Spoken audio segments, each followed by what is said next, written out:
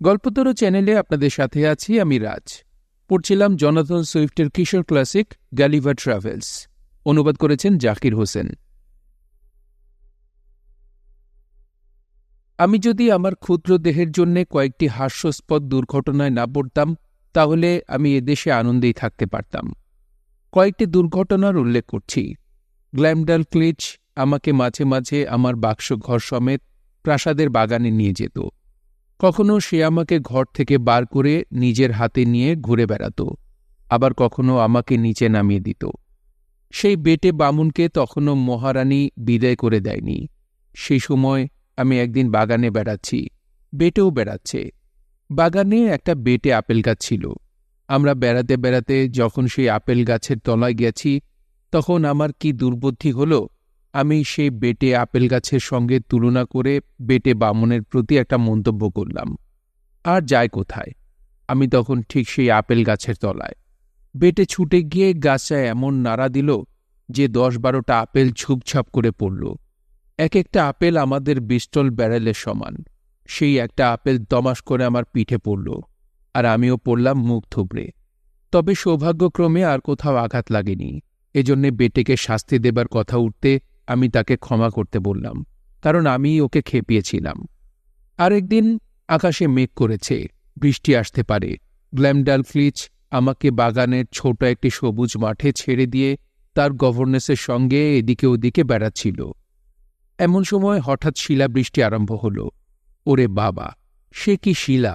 মস্ত বড় বড়, এক একটা শিলা টেনিস বলের মতো। আঘাত করে আমার গায়ে সজোরে পড়তে লাগল। আমি কোনো রকমে একটা ঝাঁকড়া লেবু গাছের তলায় আশ্রয় নিলাম, কিন্তু ততক্ষণে ক্ষতি যা হবার তা হয়ে গেছে। আমার মাথা থেকে পা পর্যন্ত যে আঘাত লেগেছিল, আমি এমনই কাহিল হয়ে পড়েছিলাম যে বাড়ি থেকে 10 দিন বেরোতে পারিনি। আশ্চর্য হবার কিছু নেই, সে দেশের প্রাকৃতিক সব কিছুই বিরাট। এমনকি আকাশ থেকে ভূপাতিত শিলাগুলো।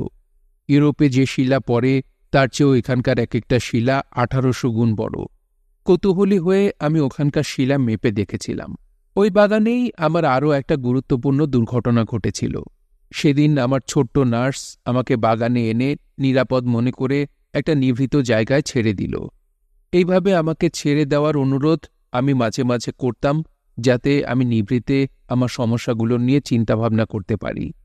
গ্ল্যাম সেদিন আরেকটা বাক্স আনেনি। মিচেমিচে বয়ে এনে কি হবে, বাগানে আমাকে বাক্স থেকে বার করে দিতে হয়তো। তার চেয়ে হাতে করে নিয়ে যাওয়াই ভালো। আমাকে বাগানে সেই নিরাপদ জায়গায় ছেড়ে দিয়ে গ্ল্যাম তার গভর্নেস ও আরও কয়েকটি মহিলার সঙ্গে বাগানের অন্য এক অংশে চলে গেল। গ্ল্যাম বেশ একটু তফাতেই তখন চলে গেছে। আমি চিৎকার করে ডাকলেও সে শুনতে পারে না। এমন সময় একজন বড় মালির একটা স্পেনিয়েল কুকুর কোথা থেকে এসে হঠাৎ বাগানে ঢুকে পড়েছে এবং আমার গন্ধ পেয়ে আমার কাছে সোজা চলে এসেছে। সে আমাকে টপ করে মুখে তুলে নিয়ে দৌড়ে তার মনিবের কাছে গিয়ে আমাকে আস্তে নামিয়ে দিয়ে লেজ নাড়তে লাগল। সৌভাগ্যক্রমে কুকুরটি শিক্ষিত। সে যদিও তার দাঁত দিয়েই আমাকে তুলে নিয়েছিল, তবুও আমার একটু আঘাত লাগেনি, কিংবা আমার পোশাক কোথাও ছেড়েনি, যদিও আমি ভয়ে শুকিয়ে গিয়েছিলাম। বেচারা মালি আমাকে চিনত এবং আমার প্রতি সে বন্ধু ভাবাপন্ন ছিল। কুকুরের কাণ্ড দেখে সে ভীষণ ভয় পেয়ে গেল। মহারানীর কানে উঠলে চাকরি তো যাবেই, সাজাও পেতে হবে। সে আমাকে আস্তে আস্তে হাতে তুলে নিয়ে আমার কুশল জিজ্ঞাসা করল, কিন্তু আমি তখন এতই ভয় পেয়েছি যে মুখ দিয়ে কথা সরছে না। স্বাভাবিক হতে কয়েক মিনিট সময় লাগল। তখন সে আমাকে আমার নার্সের কাছে নিয়ে গেল। ইতিমধ্যে আমার নার্সও যেখানে আমাকে ছেড়ে গিয়েছিল সেখানে ফিরে এসেছে এবং আমাকে সেখানে দেখতে না পেয়ে ও ডাকাটাকি করে সাড়া না পেয়ে ভয় পেয়ে গেছে। মালিও সেই সময় সেখানে পৌঁছল। আমাকে নিয়ে তখন সব শুনে মালিকে খুব বকাবকি করল সে। তবে গ্ল্যাম সমস্ত ব্যাপারটা চেপে গেল, কারণ মহারানীর কানে উঠলে সাংঘাতিক ব্যাপার হবে। আমিও চাই না যে ব্যাপারটা আর কেউ জানুক, কারণ এদের তুলনায় ছোট হলেও আমার মতো একটা পূর্ণবয়স্ক মানুষকে কুকুর মুখে তুলে নিয়ে গিয়েছিল, সেটা আমার পক্ষে লজ্জার কথা। এই দুর্ঘটনার ফলে গ্ল্যামডালক্লিচ আমাকে একা তো দূরের কথা, বাইরে নিয়ে গেলেও আমাকে আমার ঘরের বাইরে বার করতে চাইত না বা চোখের আড়াল করত না। আমার এইরকম ভয় ছিল, তাই কয়েকটা দুর্ঘটনা তাকে বলিনি। ঘটনাগুলো ঘটেছিল যখন গ্ল্যাম আমাকে ছেড়ে দিত। একদিন আমি একা বাগানে বেড়াচ্ছি, এমন সময় আকাশে উড়ন্ত একটা চিল আমাকে ঠিক নজর করেছে, আর নজর করা মাত্রই আমার দিকে ছোঁ মেরেছে। আমি তাড়াতাড়ি আমার ছোরা বার করেছি, কিন্তু তা দিয়ে কি বিশাল চিল আটকানো যায়? ও ঠিক ওর নখ দিয়ে আমাকে তুলে নিত, কিন্তু কাছেই ছিল একটা লতা গাছের মাচা। আমি তার নিচে আশ্রয় নিয়ে কোনোরকমে নিজের প্রাণ রক্ষা করলাম। আর একবার ছুঁচো মাটি খুঁড়ে গর্ত করবার সময় মাটি বার করে একটা ডিবি তৈরি করেছে। ডিবিটা নতুন, আমি বুঝতে পারিনি।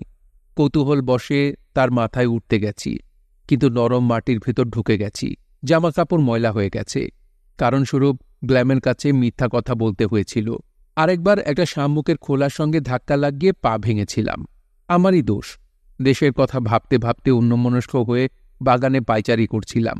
সেই সময়ে দুর্ঘটনা ঘটেছিল। আমি যখন বাগানে একা একা বেড়াতাম, তখন অনেক ছোট ছোট পাখি আমাকে গ্রাহ্য না করে আমার খুব কাছেই নেচে নেচে পোকামাকড় বা অন্য কোনো খাদ্য খুঁজে বেড়াত। আমার অস্তিত্বই তারা স্বীকার করত না। এই জন্যে আমি আনন্দিত হতাম না অনুতপ্ত হতাম তা বলতে পারি না। গ্ল্যাম ব্রেকফাস্ট করতে আমাকে কেক দিয়েছিল। তারই একটা টুকরো আমার হাতে ছিল। একটা থ্রাশ পাখি সেই টুকরোটা ঠোঁটে করে তুলে নিল। আমাকে একটুও ভয় করল না। পাখিগুলো ধরবার চেষ্টা করলে তারাই আমাকে তেড়ে আসত, হাতে বা আঙুলে ঠুকরে দিত। তাই আমি আর তাদের কাছে যেতাম না। তারাও আমাকে অগ্রাহ্য করে পোকা বা শামুক খুঁজে বেড়াত। কিন্তু একদিন আমি একটা মোটা কাঠ হাতের কাছে পেয়ে সেটা একটা নীলেন পাখিকে লক্ষ্য করে ছুঁড়ে মারলাম। ভাগ্যক্রমে কাঠটা পাখিটাকে আঘাত করল। পাখিটা পড়ে গেল। আমিও সঙ্গে সঙ্গে ছুটে গিয়ে দুহাত দিয়ে পাখিটার গলা ধরে যেন যুদ্ধে জিতেছি এইভাবে আমার নার্সের কাছে ছুটে গেলাম। আঘাত পেয়ে পাখিটা হতচেতন হয়ে গিয়েছিল, কিন্তু স্বাভাবিক অবস্থায় ফিরে এসে আমার গায়ে মুখে ডানার ঝাপটা দিতে লাগল। নখ দিয়ে আছড়াবারও চেষ্টা করতে লাগল। তখন আমি ওটাকে দূরে ধরে রইলাম। কাছেই একজন ভৃত্য ছিল। সে পাখিটাকে আমার হাত থেকে নিয়ে ঘাড় মোটকে মেরে ফেলল। মহারানী আদেশ দিলেন পাখিটা রান্না করে পরদিন আমার ডিনারের সঙ্গে দিতে। আমার যতদূর মনে পড়ছে, লিনেট পাখিটা আকারে ইংল্যান্ডের একটা রাজহাঁসের সমান হবে। রানীর সহচরীরা প্রায়ই গ্ল্যামডালফ্লিচকে তাদের কক্ষে যেতে বলত এবং আমাকে সঙ্গে নিয়ে যেতে বলত। আমি যেন খেলনার সামগ্রী, আমাকে হাতে নিয়ে নেড়ে চেড়ে দেখবে। তারা প্রায় আমাকে কোলে করে ঘুরে বেড়াত। আমার খুব খারাপ লাগত, বিরক্তি বোধ করতাম। সত্যি কথা বলতে কি, তাদের গা থেকে দুর্গন্ধ বেরোত।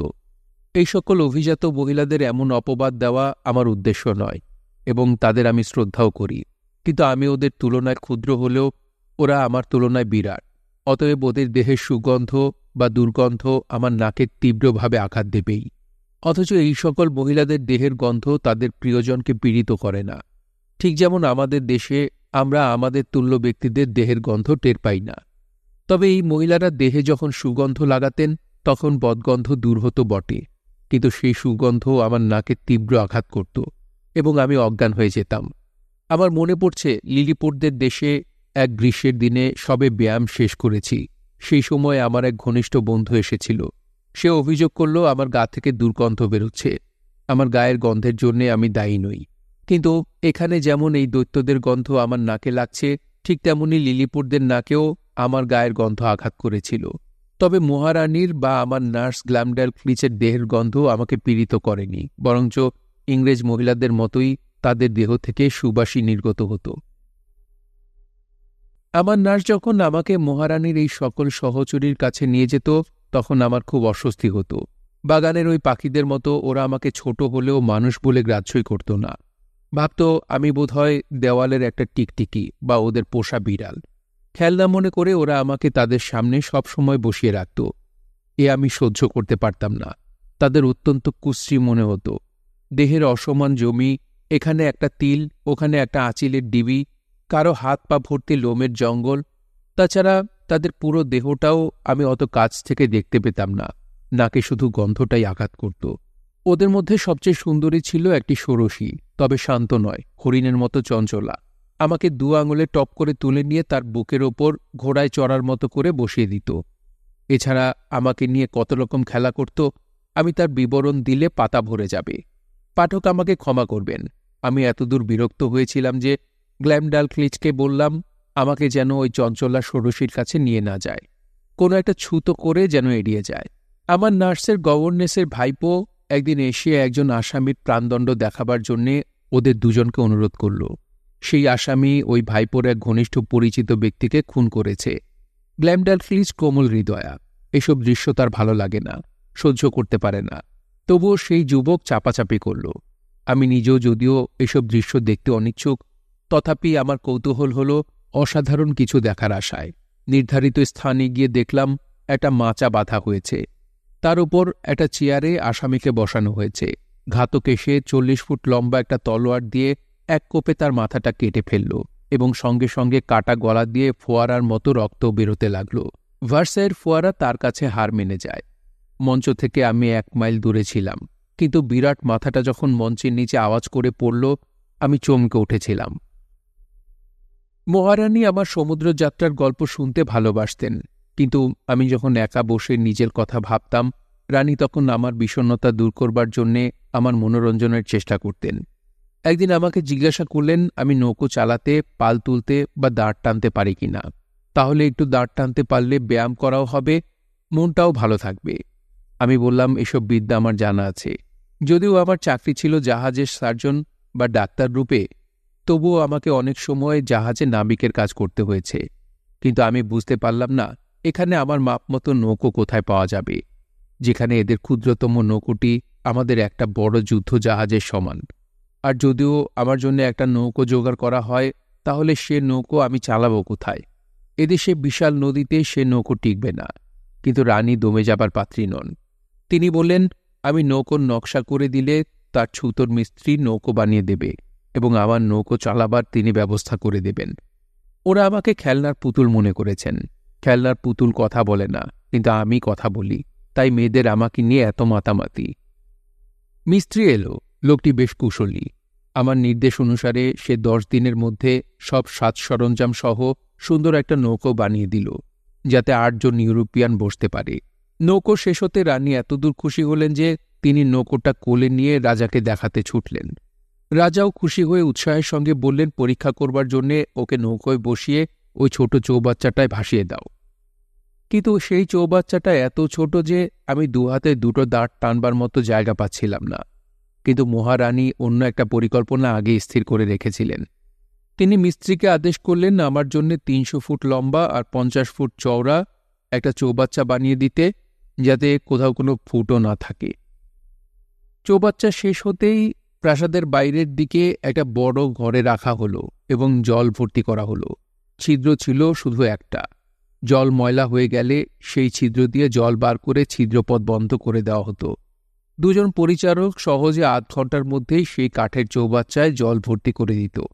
মহারানী ও তার সহচরীদের এবং আমার নিজেরও মনোরঞ্জনের জন্যে আমি সেই চৌবাচ্চায় নৌকো চালাতাম। এত ক্ষুদে মানুষ এমন সুন্দরভাবে নৌকো চালাচ্ছে দেখে রানী ও মহিলারা দারুণ কৌতুক বোধ করতেন। সময় সময় আমি পাল তুলে দিয়ে হাল ধরে থাকতাম, আর মহিলারা তাদের পাখা দিয়ে বাতাস দিতেন। মহিলারা ক্লান্ত হয়ে পড়লে, তাদের হাত ব্যথা করতে থাকলে বালকভৃত্যরা ফুঁ দিত। পাল ফুলে উঠে নৌকো তরতর করে চলত। আমি ইচ্ছামতো নৌকো এদিক ওদিক চালাতাম। আমার নৌবিহার শেষ হয়ে গেলে গ্ল্যামডালফ্লিজ নৌকাটিকে তুলে জল ঝেড়ে সেটিকে তার ঘরে একটা পেরেক টাঙিয়ে শুকুতে দিত। এই নৌকো চালানোর ব্যাপারে একদিন এমন একটা দুর্ঘটনা ঘটল যে আর একটু হলেই আমি মরে যেতাম। চৌবাচ্চায় নৌকো ভাসানো হয়েছে। গ্ল্যামের গভর্নেস আমাকে নৌকোয় বসিয়ে দেবার জন্যে যত্ন সহকারে 2 আঙুলে আমাকে উঠিয়ে নিলেন, আর ঠিক সেই সময়ে আমি তার আঙুল ফসকে পড়ে গেলাম। তার মানে তার আঙুল থেকে 40 ফুট নিচে। অত নিচে পড়ে গেলে আমার গতর চূর্ণ বিচূর্ণ হয়ে যেত। কিন্তু আমার ভাগ্য সুপ্রসন্ন যে গভর্নেসের কোমরের বেল্টে কয়েকটা মাথার কাটা গোজা ছিল। সেই একটা পিনে আমার শার্ট আটকে গেল। আমি শূন্যে ঝুলতে থাকলাম ও প্রাণে বেঁচে গেলাম। গ্ল্যামডালফ্লিজ কাছেই ছিল, সে ছুটে এসে আমাকে উদ্ধার করল। আরেকদিন আমার একটা ঘটনা ঘটল। একজন ভৃত্যের কাজ ছিল প্রতি 3য় দিনে চৌবাচ্চাটি টাটকা জল দিয়ে ভর্তি করা। সেদিন সে বোধহয় একটু অন্যমনস্ক ছিল, তাই বালতিতে যে একটা জ্যান্ত ব্যাঙ ছিল তা সে দেখতে পায়নি। অতএব জলের সঙ্গে ভেক মহারাজ আমার চৌবাচ্চা আশ্রয় নিল। ব্যাঙটা জলের নিচে আমাদের দৃষ্টির অগোচরে ছিল, কিন্তু যেই আমাকে নৌকো সমেত জলে ভাসিয়ে দিল, ব্যাঙও অমনি বসবার একটা জায়গা দেখতে পেয়ে নৌকোর উপর উঠে পড়ল। ফলে নৌকো একদিকে ঝুঁকে পড়ল। নৌকো বুঝি উল্টে যায়। ভারসাম্য বজায় রাখবার জন্যে আমি নৌকোর অপর দিকে ঝুঁকে পড়লাম, যাতে নৌকো না উল্টে যায়। ব্যাঙ তখন নৌকোর মধ্যে লাফালাফি আরম্ভ করল, আর সেই সঙ্গে তার গায়ের ময়লা আমার মুখে ও জামা প্যান্টে লাগিয়ে দিতে লাগল। ব্যাঙ বড় বিশ্রী প্রাণী, দেখলে ঘৃণা হয়। গ্ল্যামকে বললাম আমি একাই ওর মোকাবেলা করব। আমি একটা দাঁড় নিয়ে ওটাকে পেটাতে আরম্ভ করলাম এবং শেষ পর্যন্ত ব্যাটাকে তাড়াতে পারলাম। সে নৌকো থেকে লাফ মেরে নিচে নামল। সে রাজ্যে আমি সবচেয়ে যে বিপদে পড়েছিলাম তা হল রন্ধনশালার এক কর্মীর একটি পোষা বাদরের জন্যে। গ্ল্যামডালক্লিচ আমাকে তার ঘরে বন্ধ করে রেখে কোনো কাজে গেছে বা কারো সঙ্গে দেখা করতে গেছে। সেদিন বেশ গরম ছিল, ঘরের জানলা খোলা ছিল। আমি ছিলাম একটা বড় বাক্স ঘরে, বেশিরভাগ সময় সেই ঘরে থাকতাম। আমার ঘরের দরজা জানলাও খোলা ছিল। বড় বাক্স ঘরের ছোট ঘরটা বেশি আরামদায়ক, হাত পা বেশ স্বচ্ছন্দে খেলানো যায়। টেবিলের সামনে চেয়ারে বসে নানা চিন্তা করছি, এমন সময় মনে হলো গ্ল্যামের ঘরের জানলায় কিছু একটা লাফিয়ে পড়ল, আর সেটা জানলার এদিক ওদিক লাফালাফি করছে।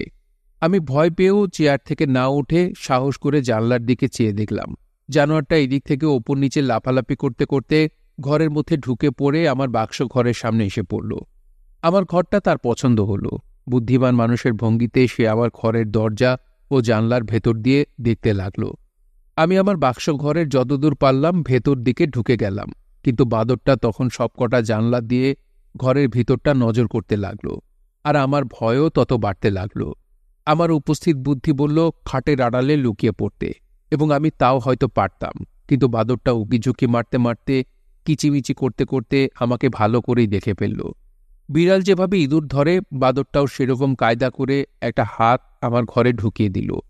আমি যদিও নিজেকে বাঁচাবার জন্য বাদরটাকে এড়াবার চেষ্টা করছি এবং আমার স্থান পরিবর্তন করছি, কিন্তু বাদরও তেমন আমাকে নাগাল পাবার চেষ্টা করতে লাগল। শেষ পর্যন্ত তারই জয় হল। সে আমার কোটের একটা প্রান্ত ধরে ফেলল, আর কোট তো ওদের সিল্কের তৈরি, অতএব বেশ মজবুত ও মোটা, ছিঁড়ল না। বাদর আমার সেই কোট ধরে আমাকে ঘর থেকে টেনে বার করল। ধাইমা যেমনভাবে বাচ্চাকে দুধ খাওয়াবার জন্য কোলে নেয়, বাদরটা আমাকে সেইভাবে তার ডান দিকের উরুতে তুলে নিল। আমি ইউরোপেও দেখেছি বাদর তার বাচ্চাকে এইভাবে কোলে তুলে নেয়। আমি হাত পা নেড়ে নিজেকে মুক্ত করবার যত চেষ্টা করি, বাদরটা আমাকে ততই চেপে ধরে। আমি বুঝলাম চুপচাপ থাকাই ভালো, নইলে আমার হাড়গোড় ভাঙবে। সে তার অপর হাত দিয়ে আমার গায়ে মৃদুভাবে হাত বোলাচ্ছিল। সে আমাকে অপর কোনো বাদরের বাচ্চা ভেবে নিয়েছিল। বাদরটাকে কেউ গ্ল্যামের ঘরে ঢুকতে দেখেছিল, কিন্তু দরজা বন্ধ ছিল, তাই তারা ঘরের দরজার সামনে এসে চেঁচামেচি করছিল বা দরজা খোলবার চেষ্টা করছিল। গোলমাল শুনে বাদরটা যে জানলা দিয়ে ঘরে ঢুকেছিল আমাকে নিয়ে খুব শব্দ করে লাফিয়ে সেই জানলায় উঠল। তারপর জানলা থেকে ছাদে, ছাদ থেকে লাফ মেরে পাশের বাড়ির ছাদে। আমাকে কিন্তু উত্তমরূপে ধরে আছে। আমি শুনতে পেলাম সেই দৃশ্য দেখে, অর্থাৎ আমাকে বাদর নিয়ে যাচ্ছে দেখে সবাই চিৎকার করে উঠল। বেচারি গ্ল্যাম তো মূর্ছা যাবার উপক্রম। প্রাসাদের এই দিকটায় মহা শোরগোল পড়ে গেল। ভৃত্যেরা মই আনতে ছুটল। নিচে প্রাঙ্গণে কয়েক শত মানুষ জমায়েত হয়েছে। বাদরটা আমাকে নিয়ে একটা বাড়ির ছাদের কিনারায় বসে আছে। আমাকে এক হাতে ধরে আছে, আর অপর হাত দিয়ে আমাকে কিছু খাওয়াবার চেষ্টা করছে। আমি খাবো না, কিন্তু সে একটা থলি থেকে কী সব খাদ্যবস্তু বার করে আমার মুখে গুজে দিচ্ছে। নিচে যারা জমায়েত হয়েছে তারা বাদরের রকম সকম দেখে কৌতুক অনুভব করছে, হাসছে। তাদের দোষ দিতে পারি না, দৃশ্যটা উপভোগ করবার মতো। যদিও ভয়ে আমার মুখ শুকিয়ে গেছে, বুক ডিপডিপ করছে, নিজেকে সম্পূর্ণ অসহায় মনে হচ্ছে। বাদরটাকে তাড়াবার জন্যে কেউ কেউ ঢিল ছুটতে আরম্ভ করল, কিন্তু সঙ্গে সঙ্গে তাদের নিষেধ করা হলো, কারণ সেই ঢিলের আঘাত আমাকে জখম করতে পারে। এদিকে ছাদের চারদিকে মই লাগিয়ে মানুষ উঠে পড়েছে। বাদর দেখল তাকে এখনই ঘেরাও হতে হবে। তখন সে আমাকে ছাদের একটা ঢালির উপর আস্তে আস্তে নামিয়ে দিয়ে পালিয়ে গেল। মাটি থেকে 500 গজ উপরে বসে আমি তখন ভয়ে কাঁপছি। এখন অন্য ভয়, হাওয়ায় না আমাকে উড়িয়ে নিচে ফেলে দেয়। হাওয়া না ফেললেও আমি যেভাবে কাঁপছি বা নিচের দিকে চেয়ে আমার মাথা ঘুরছে, তার ফলে নিচে পড়ে না যাই। মনের এই সংকটজনক অবস্থায় সব শক্তিও নিঃশেষ, নড়বার ক্ষমতাটুকু নেই। শেষ পর্যন্ত আমার নার্সের একটি ছোকরা পরিচারক আমার কাছে এসে আমাকে তার প্যান্টের পকেটে তুলে নিল এবং নিরাপদে নামিয়ে আনল। এদিকে আরেক বিপদ। বাদর আমার মুখে যেসব খাদ্যবস্তু গুজে দিয়েছিল আমি গিলতে পারিনি। গলায় আটকে আমার দম বন্ধ হবার উপক্রম। গ্ল্যাম আমার অবস্থা বুঝতে পেরে একটা সূচের মাথা দিয়ে কতকগুলো খাদ্যবস্তু বার করতে আমি বমি করে ফেললাম। এবার আমি স্বস্তি বোধ করলাম, কিন্তু সেই জঘন্য জীবের আদরের ঠেলায় আমি খুব দুর্বল হয়ে পড়েছিলাম। পাঁজর ও শরীরের অনেক স্থানে বেদনা বোধ করছিলাম। আমি শুয়ে পড়লাম। 15 দিন লাগলো বিছানা ছাড়তে, সুস্থ হতে। মহারাজা, মহারানী ও রাজদরবারের সভাসদরা আমার স্বাস্থ্য সম্বন্ধে প্রায়ই খোঁজখবর নিতেন। এই সময় মহারানী নিজেও কয়েকবার আমার শয্যাপার্শ্বে এসেছিলেন। বাঁদরটাকে মেরে ফেলা হলো এবং এইরকম কোনো জানোয়ার রাজপ্রাসাদে আনা বা রাখা নিষিদ্ধ হয়ে গেল। সুস্থ হয়ে আমি মহারাজাকে তার দয়ার জন্য ধন্যবাদ জানাতে গেলাম।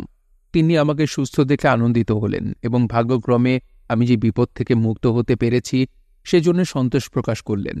বাঁদরটা যখন আমাকে ধরে নিয়ে গেল তখন আমার মনোভাব কীরকম হয়েছিল, বাঁদরটা আমাকে যা খেতে দিয়েছিল সেটা কীরকম, ছাদের ওপর তাজা হাওয়া কি আমার খিদে বাড়িয়েছিল, এমন সব মজার মজার প্রশ্ন করতে লাগলেন।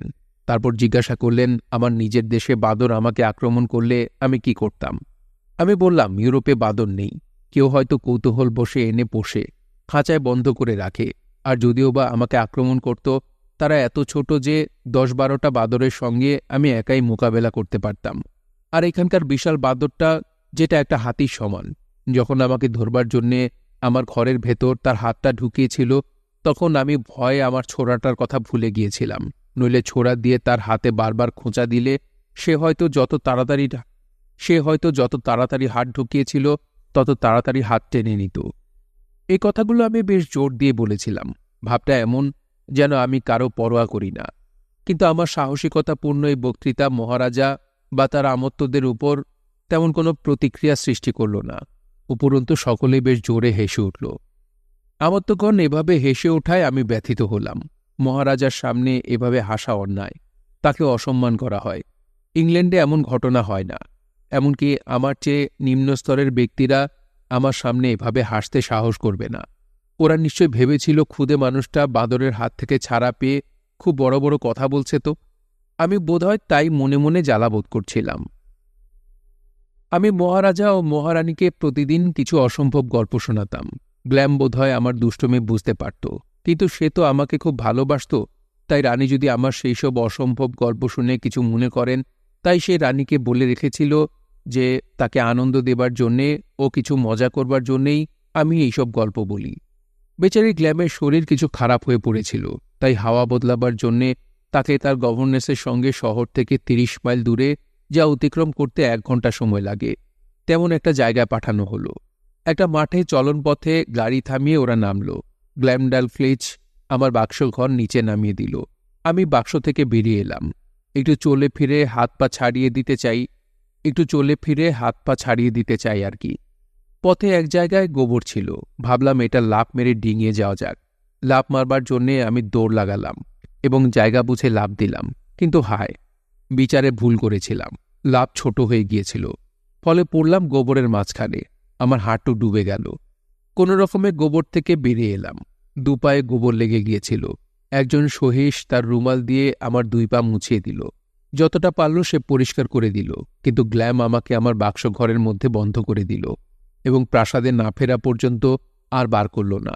প্রাসাদে ফিরে গ্ল্যাম আমার দুর্দশার কাহিনী রানীকে বলতে ভুলল না এবং সেই সহিস রং চড়িয়ে আমার লাফ মারার গল্পটি বলল। অতএব আমাকে নিয়ে সর্বত্র কয়েকদিন ধরে বেশ হাসাহাসি চলল। আমি মহারাজার কাছে সপ্তাহে 1 বার বা 2 বার যেতাম এবং সেই সময়ে প্রায় দেখতাম তিনি দাড়ি কামাচ্ছেন। প্রথম দেখেই আমার ভয় করত, কারণ খুঁটটা ছিল বিরাট। আমাদের সবচেয়ে বড় তলোয়ার অপেক্ষা অনেক চওড়া ও লম্বা। দেশের রীতি অনুসারে মহারাজা সপ্তাহে 2 দিন কামাতেন। একদিন পরামানিককে বললাম কামার পর খুরের গায়ে লেগে থাকা খানিকটা সাবান আমাকে দিতে। আমি সেই সাবান থেকে 40-50টা মোটা ও শক্ত দাড়ি বেছে নিলাম। তারপর এক টুকরো কাঠ নিয়ে সেটা চেঁচে চুলে চিরুনির মাথার মতো করে গ্ল্যামের কাছ থেকে একটা সূচ চেয়ে নিয়ে সেই কাঠে কয়েকটা ছিদ্র করলাম। দাড়িগুলো এবার ছুরির সাহায্যে কেটে তার ভেতর ঢুকিয়ে কাঠচলা গোছের একটা চিরুনি বানালাম। আমার নিজের চিরুনিটা অনেক পুরনো এবং ভোঁতা হয়ে গিয়েছিল। সেটা আর চুলে ধরছিল না। এদেশে এমন কারিগর থাকা সম্ভব নয় যে আমার জন্যে ছোট্ট একটা চিরুনি বানিয়ে দিতে পারবে। এই চিরুনি তৈরি করা থেকে আমার মাথায় একটা মতলব এলো, যার দ্বারা আমি আমার অলস সময়গুলো কাজে লাগাতে পেরেছিলাম। যে রমণী মহারানীর চুল আঁচড়ে দিত তাকে আমি বললাম চুল আঁচড়াবার সময় যেসব চুল মহারানীর মাথা থেকে উঠে আসে সেগুলো আমাকে দিতে। এইভাবে আমি বেশ কিছু চুল জমালাম এবং সেগুলো পরিষ্কার করে গুছিয়ে রাখলাম। এরপর আমি সেই ছুতোর মিস্ত্রিকে বললাম আমার মাপমতো চেয়ার বানিয়ে দিতে, কিন্তু তার বসবার ও পিঠ ঠেস দেবার জায়গা খালি রাখতে। দরকার মতো আমার জন্যে কিছু বানিয়ে দেবার আদেশ সেই ছুতোরকে দেওয়া ছিল। চেয়ারের ফ্রেম বানাবার পর আমি তাকে চেয়ার জায়গা মতো ছিদ্র করে দিতে বললাম। আমি তখন সেই ছিদ্রে মহারানীর মাথার চুল ঢুকিয়ে বারবার বসবার আসন ও পিঠ ঠেস দেবার জায়গা ভরাট করে ফেললাম, ঠিক যেভাবে ইংল্যান্ডে বেতের চেয়ার তৈরি করা হয় আর কি। এইভাবে কয়েকটা চেয়ার তৈরি হতে আমি সেগুলো মহারানীকে উপহার দিলাম। তিনি খুশি হয়ে চেয়ারগুলো তার আলমারিতে রেখে দিলেন। কেউ এলে রানী চেয়ারগুলো তাদের দেখাতেন, বলতেন, দেখো তো কেমন ক্ষুদে আর চমৎকার জিনিস। সকলে তারিফ করত। একদিন মহারানী আমাকে বললেন ওই চেয়ারে বসতে, কিন্তু আমি কিছুতেই রাজি হলাম না। বললাম ওই চেয়ারে বসা অপেক্ষা আমার হাজারবার মৃত্যু ভালো। যে চুল মহারানীর মাথায় শোভা বৃদ্ধি করত সেই চুলে আমি আমার দেহের পশ্চাৎদেশ রাখতে পারব না। কারিগরি কাজে আমার দক্ষতা আছে। আমি মহারানীর মাথার চুল দিয়ে 5 ফুট লম্বা সুন্দর একটা পার্স বুনে তার ওপর সোনালি সুতো দিয়ে মহারানীর নাম লিখে তাকে উপহার দিলাম। তিনি খুব তারিফ করলেন, কিন্তু সেটি গ্ল্যামডাল ক্লিচকে দিতে বললেন। আমি তাই সেটি গ্ল্যামকেই দিলাম। সত্যি কথা বলতে কি, পার্সি ব্যবহার করা যায় না, বরঞ্চ একটি কৌতূহলের বস্তু। ওদেশের ভারী ও বড় মুদ্রা ওতে রাখা চলে না। গ্ল্যাম ওর মধ্যে মেয়েদের প্রিয় 2-4টে ছোট খেলনা রেখেছিল। মহারাজা সঙ্গীতপ্রেমী ছিলেন এবং তিনি প্রায়ই ঐকতানের ব্যবস্থা করতেন। সেই সময় আমাকেও আমার বাক্স সমেত নিয়ে গিয়ে টেবিলের উপর বসিয়ে দেওয়া হতো, কিন্তু বাদ্যযন্ত্রগুলো এত প্রচণ্ড জোরে আওয়াজ হতো যে বাজনা ও সুরের পার্থক্য আমি ধরতেই পারতাম না। কানে তালা ধরে যেত। ইংল্যান্ডের পুরো একটি রাজকীয় বাহিনীর সমস্ত ড্রাম ট্রাম্পেট একসঙ্গে উচ্চগ্রামে বাজালেও এই প্রচণ্ড আওয়াজের কাছে পৌঁছতে পারবে না। অতএব প্রাসাদে যখন ঐকতান বাজানো হতো আমি সেখানে উপস্থিত থাকতাম না, যতটা সম্ভব দূরে আমার বাক্স রাখতে বলতাম। তারপর আমি আমার ঘরের সব দরজা জানলা বন্ধ করে পর্দা নামিয়ে দিতাম। তবেই আমি সেই সমবেত সঙ্গীত উপভোগ করতে পারতাম। তখন মন্দ লাগত না। আমি যখন যুবক ছিলাম তখন স্পিনেট নামে তারের বাদ্যযন্ত্র বাজাতে শিখেছিলাম। এরা এই যন্ত্রকে কি বলে জানি না। আমি ওটাকে স্পেনেটি বলতাম, কারণ বাজাবার পদ্ধতিটা একই রকম ছিল। আমি দেখতাম একজন শিক্ষক সপ্তাহে 2 দিন এসে গ্ল্যামকে ওই বাজনাটি শেখাত। আমার ইচ্ছে হলো আমি ওই যন্ত্রে কিছু ইংরেজি সুর মহারাজাকে শোনাই। গ্ল্যামের স্পেনের 60 ফুট লম্বা, চাবিগুলো 1 ফুট তফাতে। আমি দুদিকে 2 হাত প্রসারিত করলে 5টার বেশি চাবি আয়ত্তে আনতে পারব না। তাছাড়া চাবিগুলো টিপতে হলে আমাকে ঘুষি মারতে হবে, তার মানে প্রচণ্ড পরিশ্রম, অথচ অভীষ্ট ফল পাওয়া যাবে না। তখন আমি এক কাজ করলাম, 2টো বেটন মানে ছোট লাঠি নিলাম। লাঠির মাথায় বেশ মজবুত করে 2টো কাঠের বল ঢুকিয়ে দিলাম। বল দুটো ইঁদুরের চামড়া দিয়ে বেশ করে মুড়ে দিলাম, অর্থাৎ এমন 2টো হাতুড়ি তৈরি করলাম যা দিয়ে স্পিনেটের চাবিতে আঘাত করা যায়, অথচ চাবিগুলোর কোনো ক্ষতি হবে না। তারপর 4 ফুট লম্বা একটা বেঞ্চি তৈরি করিয়ে সেটা স্পিনেটের চাবিগুলোর নিচে রাখা হলো। আমি সেই বেঞ্চিতে উঠে এদিক থেকে ওদিকে ছোটাছুটি করে চাবির উপর হাতুড়ির আঘাত করে যন্ত্রটিতে নাচের সুর তুলে মহারাজার মুখে হাসি ফোটালাম। মহারাজা ও মহারানী উভয়ই আমার সঙ্গীত উপভোগ করলেন, কিন্তু আমার প্রচণ্ড পরিশ্রম হল এবং 16টার বেশি চাবিতে আঘাত করতে পারলাম না, এবং অন্য শিল্পীদের মতো সব চাবি টিপে বেস বা ট্রেবল সুর ঠিকমতো বার করতে পারিনি। তবু একটা ক্ষুদে মানুষ লাফিয়ে ঝাঁপিয়ে চমৎকার বাজনা বাজাতে পেরেছিল। এতে মহারাজা, মহারানী ও সমবেত নরনারী আনন্দিত। মহারাজা কিন্তু রাজার মতো রাজা ছিলেন, সহানুভূতিশীল। তিনি গুণের আদর করতেন। তিনি প্রায়ই আমাকে তার খাস কামরায় ডেকে পাঠাতেন এবং বাক্স সমেত আমাকে তার একটি টেবিলের উপর রাখা হতো। তারপর তিনি আমাকে একটা চেয়ার নিয়ে ঘর থেকে বেরিয়ে আসতে বলতেন। আমি তার টেবিলের ওপর 3 গজ দূরে বসতাম, যাতে তার ঠিক মুখোমুখি বসতে পারি। তার সামনে টেবিলের ওপর বসে তার সঙ্গে খোলাখুলি অনেক বিষয় আলোচনা হতো। একদিন আমি সাহস করে মহারাজাকে বললাম, আপনি ইউরোপ বা বাকি জগৎটার ওপর বৃথা ঘৃণা পোষণ করেন। আপনি একজন মহানুভব ব্যক্তি, অতএব অন্য দেশের ওপর বিরূপভাব কেন পোষণ করেন এটা ঠিক বোঝা যায় না। মানুষের আকার অনুসারে তার যুক্তিও যে গ্রাহ্য হবে এমন কথা ঠিক নয়, বরঞ্চ আমাদের দেশে আমরা মনে করি মানুষ যত লম্বা হয় তার বিচার শক্তিও সেই অনুপাতে কমতে থাকে। ক্ষুদ্র প্রাণীদের মধ্যে দেখেন মৌমাছি ও পিপিলিকা কি পরিমাণ পরিশ্রমী। মৌচাক তার বাসা তৈরি করতে যে কুশলতার পরিচয় দেয় তার প্রশংসা না করে পারা যায় না। মহারাজা, আপনি হয়তো আমাকে অবুঝ বা দুর্বল ভাবছেন, তবুও আমি হয়তো আপনার কোনো উপকারে আসতে পারি। মহারাজা আমার কথাগুলো মন দিয়ে শুনলেন এবং আমার প্রতি তার ধারণার উন্নতি হতে লাগল। ইংরেজরা কি করে তাদের শাসন ব্যবস্থা পরিচালনা করে সে বিষয়ে তিনি জানবার ইচ্ছা প্রকাশ করলেন। যদিও সব রাজা নিজের শাসন ব্যবস্থা উত্তম মনে করে, তথাপি ইংরেজ শাসন ব্যবস্থায় কিছু অনুকরণযোগ্য থাকলে তা তিনি গ্রহণ করবেন। সুজন পাঠক, একবার কল্পনা করুন, আমি তখন আকাঙ্ক্ষা করছিলাম আমার যদি ডিমসথেনিস বা সিসেরো এর মতো বাকশক্তি থাকত, তাহলে মহারাজার প্রশংসা শুনে আমি যে গৌরব বোধ করেছিলাম তা আমার স্বদেশের গুণ প্রকাশ করতে উপযুক্তভাবে প্রকাশ করতে পারতাম। আমি আমার সাধ্য অনুযায়ী আমার দেশ সম্বন্ধে মহারাজাকে বলতে আরম্ভ করলাম। আমি বললাম, আমাদের সাম্রাজ্য 2টি দ্বীপ নিয়ে গঠিত, কিন্তু একই রাজার অধীন 3টি দেশে সাম্রাজ্য বিস্তৃত। এছাড়া আমেরিকায় আমাদের উপনিবেশ আছে। জমির উর্বরতা ও দেশের আবহাওয়া সম্বন্ধে বিস্তারিতভাবে বললাম। তারপর বললাম ব্রিটিশ পার্লামেন্টের সংগঠন, যার একটি বিশেষ অংশ হল হল হাউস অব পিয়ার্স। ইংল্যান্ডের প্রাচীন ও অভিজাত পরিবারের সন্তানদের জন্যে এই হাউস সংরক্ষিত। এই হাউসে যারা প্রবেশের অধিকার লাভ করেন তাদের সর্বতোভাবে শিক্ষিত করার জন্য বিশেষ যত্ন নেওয়া হয়। তাদের চারুকলা ও সংস্কৃতি আয়ত্ত করতে হয়, রণকৌশল ও রাজনীতিতে পারঙ্গম হতে হয়, যাতে তারা দেশ শাসনের উপযুক্ত হয়ে রাজাকে সুপরামর্শ দিতে পারে। শুধু তাই নয়, আমাদের বিচার ব্যবস্থাও অতি উচ্চ স্তরের। বিচারকদের সম্পূর্ণভাবে নিরপেক্ষ হতে হয়। তাদের পাণ্ডিত্য ও বিধানাবলীতে এমন জ্ঞান থাকা চাই যা হবে তর্কাতীত। পার্লামেন্টে সভ্য ও আমত্তগণ এমন হবেন যারা সর্বদা দেশের স্বার্থের প্রতি তীক্ষ্ণ নজর রাখবেন এবং তারা নিজেরা সাহস শৌর্যে কারো অপেক্ষা হীন হবেন না। এইসব গুণাবলী বংশপরম্পরায় চলে আসছে, তাই আমাদের দেশ ন্যায়ে সুদৃঢ় ভিত্তির উপর দাঁড়িয়ে আছে। ফলে এই সকল সদ্গুণের জন্যে তারা উপযুক্ত পুরস্কারও পেয়ে থাকেন। ধর্মকেও আমরা উপেক্ষা করি না। জনসাধারণ যাতে ধর্মপথ থেকে বিচ্যুত না হয় সেজন্য বিশেষ এক সম্প্রদায় আছে যাদের আমরা বিশপ বলি। এই কাজের জন্য বিশিষ্ট ব্যক্তিরা উপযুক্ত লোককেই বেছে নেন, এমন লোক যারা পবিত্রভাবে জীবনযাপন করতে পারবেন, কারণ তারা হবেন আদর্শ মানুষ, জনসাধারণ যাদের ধর্মপিতা বলে মেনে নেবেন। পার্লামেন্টের আরেকটি অংশ বা বিধানসভা আছে, যাকে আমরা বলি হাউস অফ কমন্স। দেশপ্রেম, সততা, যোগ্যতা, পাণ্ডিত্য ও সদ্গুণ বিচার করে হাউস অব কমন্সের সদস্যদের নির্বাচন করেন।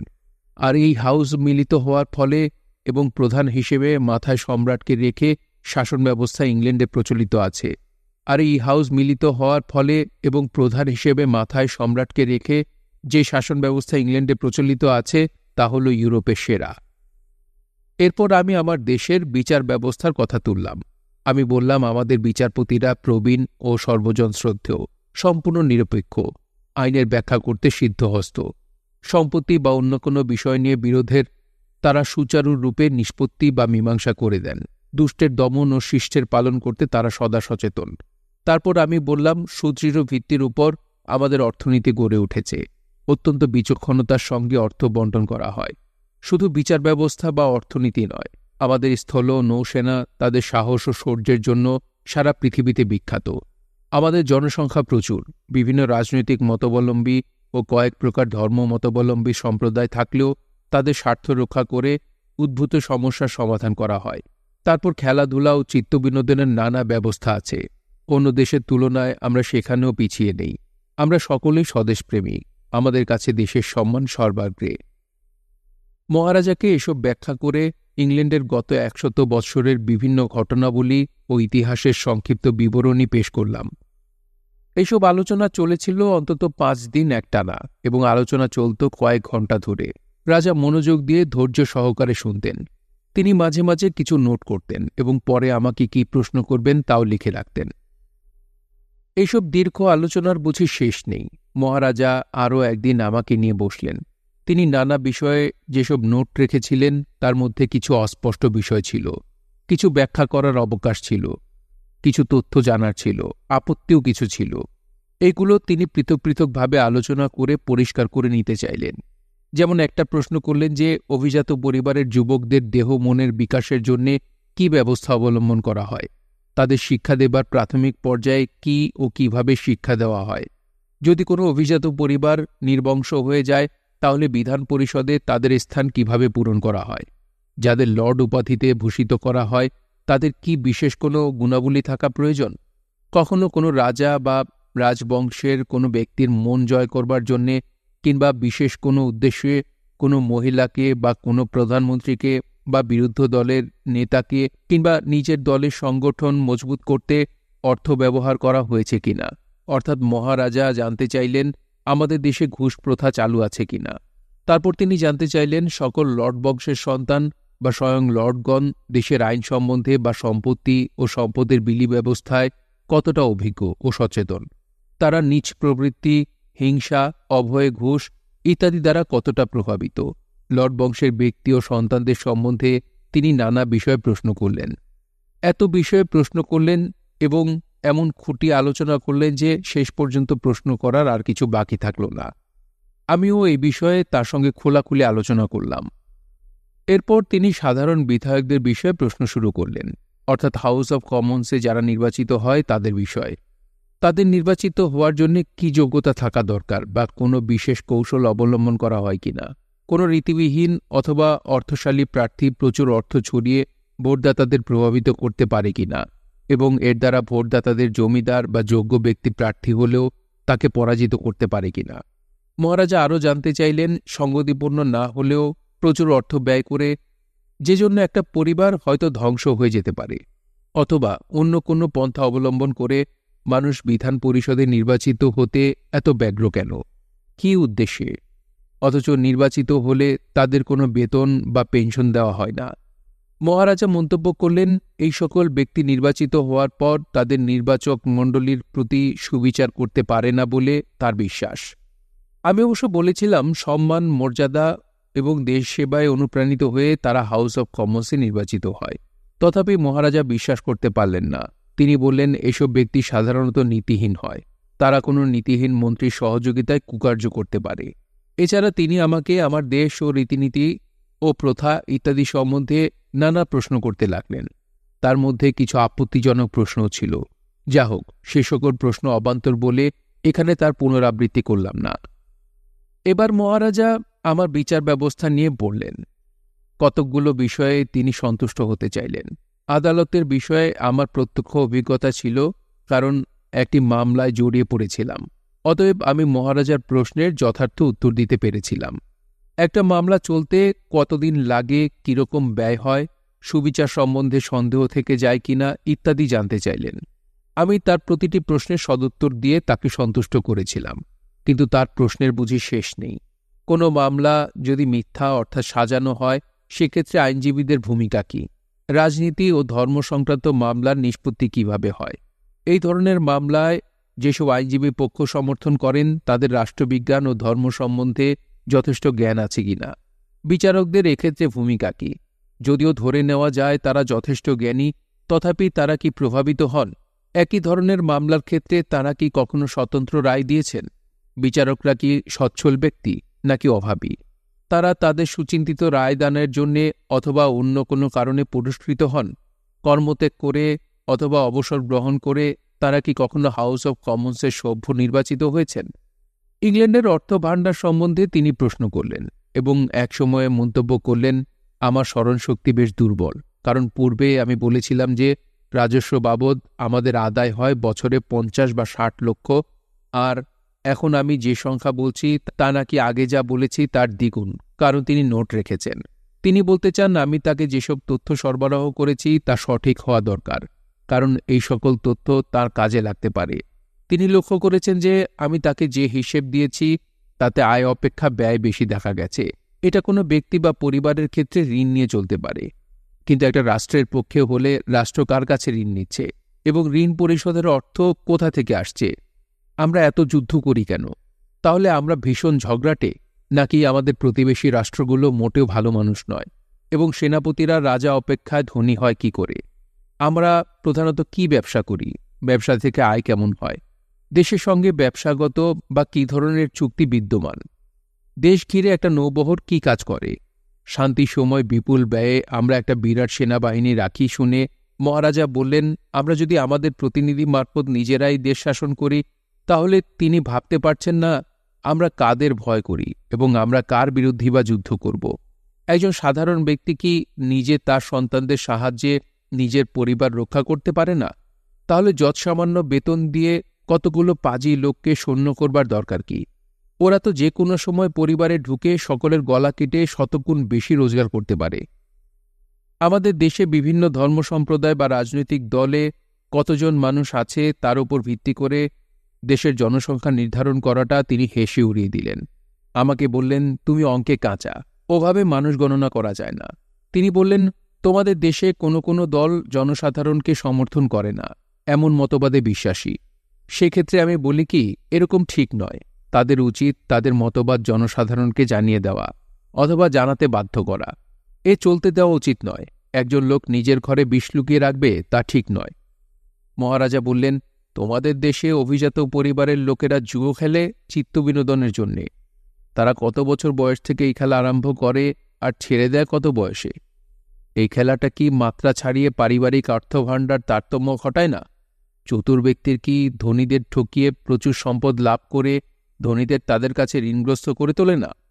আমি আমাদের দেশের ইতিহাসের যেসব তথ্য তার কাছে পেশ করেছিলাম তার উপর মন্তব্য করতে গিয়ে তিনি আমাকে বললেন, তুমি আমাকে যা বলেছ তা তো শুধু ষড়যন্ত্র, চক্রান্ত, বিদ্রোহ, খুন, পাইকারি হারে হত্যা, বিপ্লব, নির্বাসন বা লোভ, দলাদলি, ভণ্ডামি, বিশ্বাসঘাতকতা, নিষ্ঠুরতা, ক্রোধ, বাতুলতা, ঘৃণা, হিংসা, কাম, অপকার করবার প্রবৃত্তি এবং উচ্চাসার নামান্তর।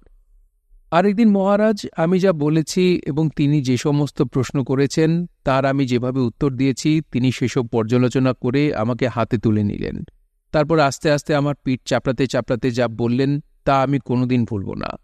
তিনি আমাকে বললেন, আমার ছোট্ট বন্ধু গ্রিলড্রিল, তুমি তোমার স্বদেশের প্রশংসনীয়ভাবে গুণকীর্তন করেছ, কিন্তু তোমার বিবৃতি শুনে মনে হয়েছে যে অজ্ঞতা, আলস্য, চরিত্রহীনতা ও আনুষাঙ্গিক নির্গুণ না থাকলে তোমাদের দেশে বিধায়ক হওয়া যায় না।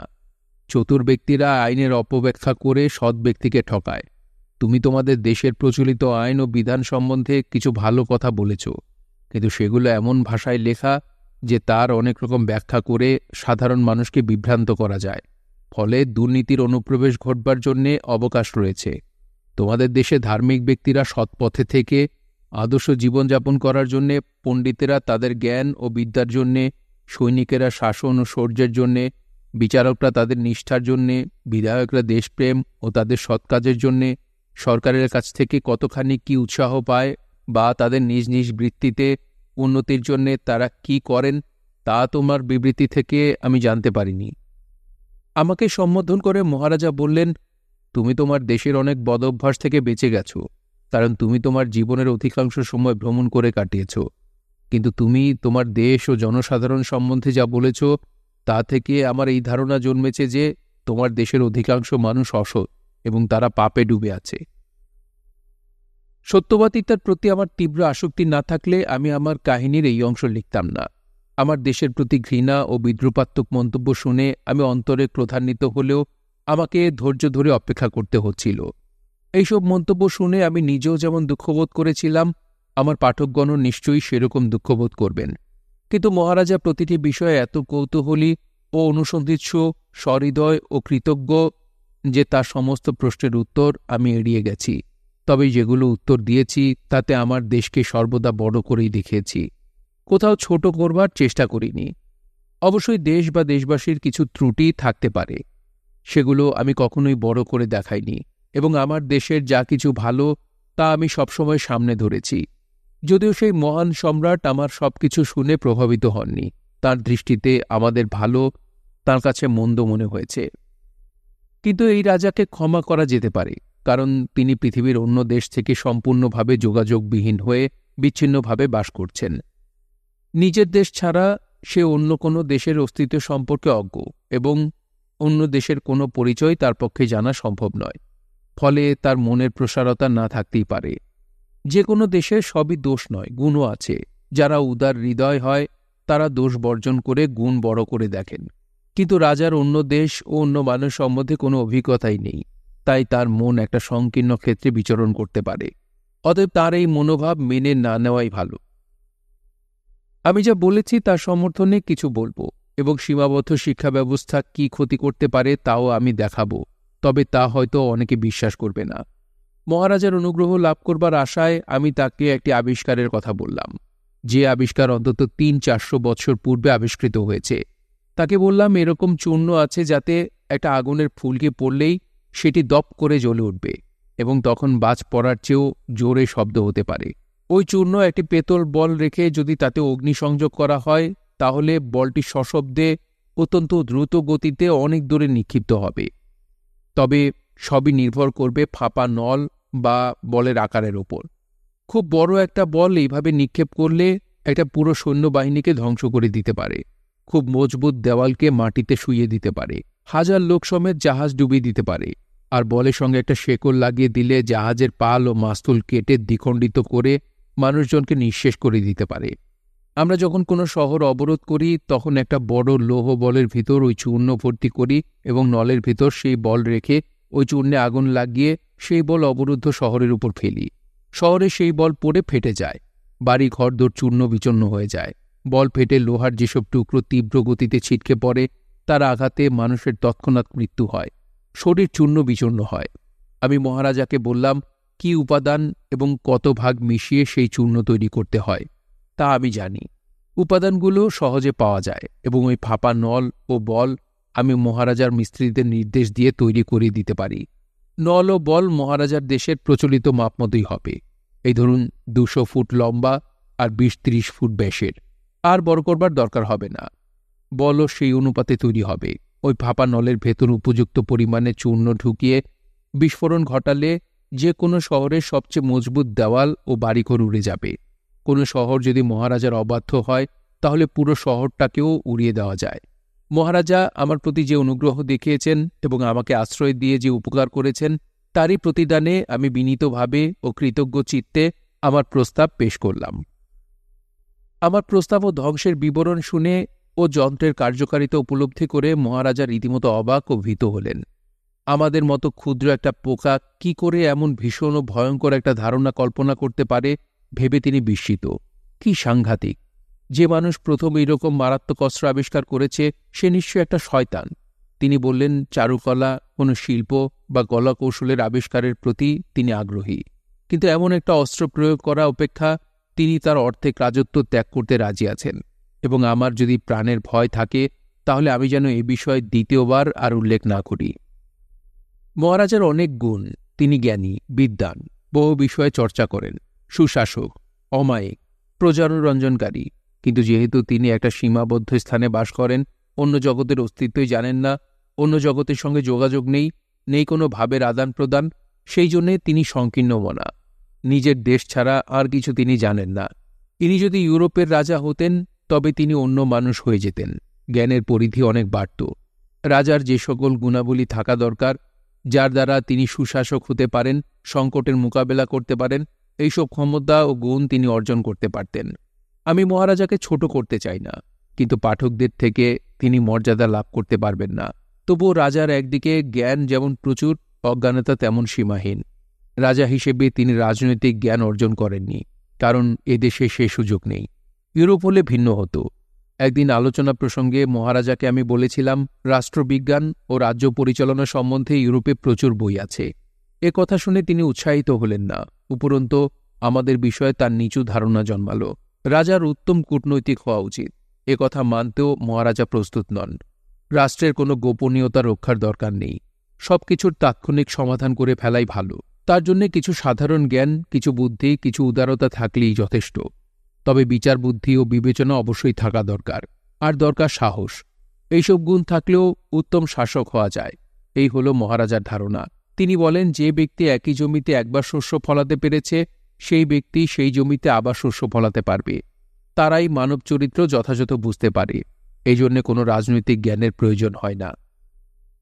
মুশকিল হল এই যে, এইসব দৈত্য সদৃশ্য মানুষদের শিক্ষানীতি ত্রুটিযুক্ত। ওদের শুধু শেখানো হয় নীতিজ্ঞান, ইতিহাস, কাব্য ও গণিত। এইসব বিষয়ে ওদের নির্দিষ্ট মত অনুযায়ী যোগ্যতা অর্জন করতে হয়। দৈনন্দিন জীবনযাপন করার পক্ষে বিষয়গুলো উপযোগী। ওরা কৃষি ও ফসলের কিছু উন্নতি করেছে, কারিগরি বিদ্যাও কিছু আয়ত্ত করেছে, কিন্তু আর অগ্রসর হতে পারছে না। শুধুমাত্র এই কয়েকটি বিদ্যার আয়ত্ত করে আমরা সন্তুষ্ট থাকতে পারি না। উচ্চস্তরের কোনো ধ্যান ধারণা বা অতিপ্রাকৃত বিষয় আমি তাদের আকৃষ্ট করতে পারিনি, বোঝাতে পারিনি যে এসবেরও প্রয়োজন আছে। ওদের বর্ণমালার সংখ্যা 22টি। মজার বিষয় যে ওদের যে কোনো প্রচলিত ওয়াইন 22টি শব্দের মধ্যেই আবদ্ধ। কয়েকটি মাত্র ওই সংখ্যা অতিক্রম করেছে। আইন অবশ্য সহজ ভাষাতেই লেখা, শব্দবিন্যাসে কোনো জটিলতা নেই, কিন্তু সেই আইনের অন্যরকম ব্যাখ্যাও যে হতে পারে এজন্যে ওরা মাথা ঘামায় না, কারণ ওরা বেশি মাথা ঘামাতে প্রস্তুত নয়। যদিও বা কেউ সাহস করে কোনো আইনের প্রতিবাদ করতে চায়, তা সেটি সর্বোচ্চ অপরাধ রূপে বিবেচিত হয়। কি দেওয়ানি কি ফৌজদারি মামলার যে রায় দেওয়া হয়, পরবর্তী কোনো মামলায় তার নজির কেউ উল্লেখ করে না। বিচারক মামলার চূড়ান্ত নিষ্পত্তি করে দেন। এরা মুদ্রাযন্ত্রের ব্যবহার জানে, ছাপাখানা আছে, কিন্তু ওদের পাঠাগারে বইয়ের সংখ্যা উল্লেখ করার মতো নয়। মহারাজার পাঠাগার সবচেয়ে বড়, কিন্তু বইয়ের সংখ্যা 1000 অতিক্রম করবে না। 1200 ফুট লম্বা একটি গ্যালারিতে বইগুলো সাজানো আছে। আমি ইচ্ছামতো বই নিয়ে পড়তে পারতাম, সেই স্বাধীনতা আমার ছিল। মহারানী কাঠের মিস্ত্রি একটা যন্ত্র বানিয়ে দিয়েছিল, সেটা রাখা হলো গ্ল্যামডাল ক্লিচের একটা ঘরে। যন্ত্রের আরেকটা মুয়ের মতো, 25 ফুট উঁচু, 50 ফুট লম্বা। অনেকগুলো ধাপ আছে। যন্ত্রটা এক জায়গা থেকে আরেক জায়গায় সরানো যেত। যে বই আমি পড়তে চাইতাম সেই বই দেওয়ালে একটা তাকে আটকে রাখা হতো, আর সেই মই যন্ত্রে উঠে সর্বোচ্চ ধাপে পৌঁছে পড়তে আরম্ভ করতাম। মইয়ের উপরের ধাপে এক ধার থেকে বইয়ের লাইনগুলো পড়তে পড়তে লাইনের শেষে পৌঁছাতাম। এইভাবে কয়েকটা লাইন পড়া হলে পরের ধাপে নেমে আসতাম। এরপর বইয়ের এক পাতার সবকটা লাইন পড়তে পড়তে নিচে নেমে আসতাম। তারপর আবার উপরে উঠে পাতা উল্টে পড়তে আরম্ভ করতাম। বইয়ের পাতাগুলো ছিল পিচবোর্ডের মতো মোটা, আর এক একটা পাতা 18 থেকে 20 ফুট লম্বা। পাতা উল্টাতে আমাকে দুটো হাতই লাগাতে হতো। আমি ওদের অনেক বই পড়ে ফেললাম, বিশেষ করে ইতিহাস ও নীতিজ্ঞানের বই। এদের লেখার ধরন স্পষ্ট, যা লেখবার তা সোজাসুজি লিখেছে। অবান্তর একটা শব্দ বা কোনো অলঙ্কার ব্যবহার করেনি। বক্তব্যের মধ্যে কোনো ঘোর প্যাচ নেই, ফলে ভাষার কোনো স্বাদ নেই। নীতিজ্ঞানের যেসব বই, তার মধ্যে আমি একখানা বই দেখেছিলাম গ্ল্যামের ঘরে। বইখানা গ্ল্যামের গভর্নেসের। মহিলার বয়স হয়েছে, রীতিমতো গম্ভীর। নিজেও নীতিজ্ঞান ও ভক্তিতত্ত্ব সম্বন্ধে বই লেখেন। বইখানা মানুষের নানা দুর্বলতা নিয়ে লেখা, তবে যেভাবে লেখা তা পুরুষদের আকৃষ্ট করে না। পাঠকদের মধ্যে মহিলার সংখ্যাই বেশি। এদের লেখক নীতিজ্ঞান সম্বন্ধে কি লেখে আমার তা জানার আগ্রহ হল। পড়ে দেখলাম লেখক ইউরোপীয় নীতিবাগীশ লেখকদের মতোই উপদেশ বিতরণ করছেন। ব্যাখ্যাগুলো প্রায় সেরকম। লেখক বলেছেন, মানুষ এক অসহায় জীব। মানুষ প্রকৃতির সঙ্গে মোকাবেলা করতে পারে না। ঝড় ঝঞ্ঝা, হিংস্র বন্য পশু ইত্যাদি থেকে মানুষ নিজেকে রক্ষা করতে পারে না। মানুষ পশুর কাছে পরাভূত। কত পশু আছে তারা মানুষের চেয়ে শক্তিশালী, কত পশুর গতিও মানুষের চেয়ে বেশি। কারো অধিকতর দূরদৃষ্টি আছে, তারা আবার মানুষ অপেক্ষা পরিশ্রমী। তিনি লিখেছেন যে প্রকৃতি ক্রমশ দুর্বল হচ্ছে, তার প্রাচুর্য ক্রমশ কমে আসছে। পূর্বে প্রকৃতি অধিকতর প্রাণবন্ত শক্তিশালী মানুষ বা জীবজন্তুর জন্ম দিতে পারত, কিন্তু এখন তা পারে না। এটা ভাবা অন্যায় হবে না যে পূর্বে মানুষের আকার বড় ছিল, দৈহিক গঠন আরও মজবুত ছিল। সেকালে প্রকৃতি দৈত্য ও অতিকায় জীবজন্তুর জন্ম দিতে পারত। এই রাজ্যের মাটির নিচে অনেক বিশাল আকারের খুলিও, কঙ্কাল, হাড় ইত্যাদি পাওয়া গেছে। বর্তমানে মানুষের আকার ক্রমশ ছোট হয়ে আসছে। প্রকৃতির নিয়ম অনুসারে এবং তার সঙ্গে মোকাবেলা করার জন্যে আমাদের আকৃতি আরও বড় এবং অঙ্গপ্রত্যঙ্গ আরও কঠিন হওয়া উচিত ছিল। কারণ বর্তমানে দুর্ঘটনাক্রমে একটা টালি খসে পড়ে আমাদের মাথা জখম করে ফেলতে পারে। দুষ্ট ছেলের ঢিলের আঘাতে কাতর হয়ে পড়ি। এমনকি ছোট নদীতেও আমরা ডুবে যাই। লেখক এইরকম কিছু যুক্তি উপস্থিত করেছেন এবং কিভাবে এইসব বিপদ এড়িয়ে মানুষ জীবনযাপন করতে পারে তার জন্যে কিছু নৈতিক উপদেশ দিয়েছেন। প্রকৃতি নিয়ে নীতিজ্ঞান বা বাকবিতণ্ডা আমার তেমন পছন্দ হলো না। তাছাড়া এইসব তর্কেরও শেষ নেই। আমরা প্রকৃতিকে দেখি উদার দৃষ্টি দিয়ে, কিন্তু এদেশের মানুষ দেখে সংকুচিত দৃষ্টিতে। সামরিক বিভাগ নিয়ে ওদের অনেক গর্ব। মহারাজার আছে 1,76,000 পদাতিক সৈন্য এবং 32,000 অশ্বারোহী সৈন্য, কিন্তু এটাকে ঠিক সামরিক বাহিনী বলা চলে না। কয়েকটি শহরের ব্যবসাদার ও গ্রামের কৃষকদের নিয়ে বাহিনী গঠিত। তাদের সেনাপতি মনোনীত করা হয় কোনো অভিজাত পরিবারের কোনো ব্যক্তিকে, এবং কারও কোনো বেতন নেই। এরা উত্তম কুচকাওয়াজ করতে পারে এবং শৃঙ্খলা মেনে চলে। শুধু এই জন্যেই তাদের উত্তম যোদ্ধা বলা যায় না। ওদিকে প্রত্যেক কৃষক তাদের জমিদারের অধীন এবং ব্যবসাদাররা তাদের শহরের নিয়ন্ত্রণাধীন। সামরিক বিভাগে সৈন্য ভর্তি করার কোনো বাধাধরার নিয়ম আছে বলে মনে হয় না। শহরের কাছে 20 ফুট চৌকো একটা মাঠে এই লোরব্রুলগ্রুড শহরের ফৌজকে আমি প্রায়ই কুচকাওয়াজ করতে দেখেছি। এই ফৌজে প্রায় 25,000 পদাতিক ও 6,000 অশ্বারোহী সৈন্য আমি দেখে থাকব। সঠিক সংখ্যা বলতে পারবো না, কারণ বিরাট আকার শরীর নিয়ে ওরা যে মাঠে কুচকাওয়াজ করছিল এবং যারা দূরে ছিল তাদের যথাযথভাবে গণনা করা আমার পক্ষে সম্ভব হয়নি। একজন অশ্বারোহী যে ঘোড়াটির উপর বসে আছে সেই ঘোড়াটি প্রায় 90 ফুট উঁচু। আমি দেখছি আদেশ পাওয়া মাত্র এই অশ্বারোহী বাহিনী একসঙ্গে তাদের তলোয়ার সরাত করে বার করে আন্দোলিত করতে লাগল। এমন বিস্ময়কর দৃশ্য চাক্ষুষ না দেখলে কল্পনা করা যায় না। মনে হয় যেন আকাশে 20,000 বিদ্যুৎ একসঙ্গে ঝলসে উঠল। কৌতূহলের বিষয় যে এদেশের রাজা, যার সঙ্গে অন্য কোনো দেশের যোগাযোগ একেবারেই নেই, সে দেশের লোক একটা সৈন্যবাহিনী এবং তাদের সামরিক কুচকাওয়াজের কল্পনা কি করে করতে পারে। এ বিষয়ে ওদের সঙ্গে কথা বলে ও বই পড়ে আমি কিছু জানতে পেরেছিলাম। এরাও আমাদের মতো সেই ব্যাধিতে একদা ভুগেছিল, যে ব্যাধির প্রভাবে রাজা চান প্রজাদের বশে রাখতে, আর প্রজা চায় রাজাকে সরিয়ে নিজেরা বা নিজেদের মনোনীত ব্যক্তির হাতে শাসন ক্ষমতা তুলে নিতে বা দিতে। দেশের 3টি দল মাঝে মাঝে মাথাচাড়া দিয়ে উঠবার চেষ্টা করলে প্রচলিত আইনের সাহায্যে তাদের দাবিয়ে দেওয়া হয়। শেষ বিদ্রোহ ঘটেছিল বর্তমান মহারাজার দাদার আমলে, কিন্তু তিনি দক্ষতার সঙ্গে সেই বিদ্রোহের মোকাবেলা করতে পেরেছিলেন। তখন থেকে সামরিক বাহিনীকে একটা নিয়ম শৃঙ্খলার মধ্যে রাখা হচ্ছে। বরাবর আমার একটা আত্মবিশ্বাস ছিল যে এদের হাত থেকে পালাতে পারব এবং কোনো না কোনো সময়ে আমি দেশে ফিরবই ফিরব। তবে কি করেই বা এদের হাত থেকে মুক্তি পাব এবং কি করে দেশে ফিরতে পারব সে বিষয়ে আমার কোনো ধারণাই ছিল না, কিংবা কোনো পরিকল্পনাও রচনা করতে পারিনি। শুধু একটা বিশ্বাস, অথবা ভিতর থেকে কেউ আমাকে প্রেরণা জোগাত। আমি যে জাহাজে এসেছিলাম সেইটাই প্রথম জাহাজ যা এদেশের সামুদ্রিক এলাকায় ঢুকে পড়েছিল, এবং মহারাজা কঠোর আদেশ দিয়েছিলেন যে যদি কোনো সময় ওইরকম আরেকটা জাহাজ এদিকে এসে পড়ে তাহলে সেখানে আটক করে যেন তার সমস্ত নাবিক ও যাত্রীসহ তাকে লোরব্রুলগ্রুডে তুলে আনা হয়। তার ভীষণ ইচ্ছে আমার আকার মতো একটি রমণী জোগাড় করা, যাতে আমি তার সঙ্গে বিয়ে করে এদেশে সন্তান সন্ততি জন্ম দিতে পারি। কি ঘৃণিত প্রস্তাব!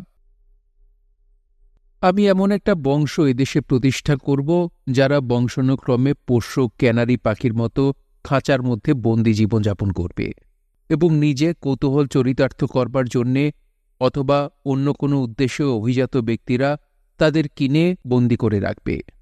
আমাকে অবশ্য খুবই যত্নে রাখা হয়েছিল।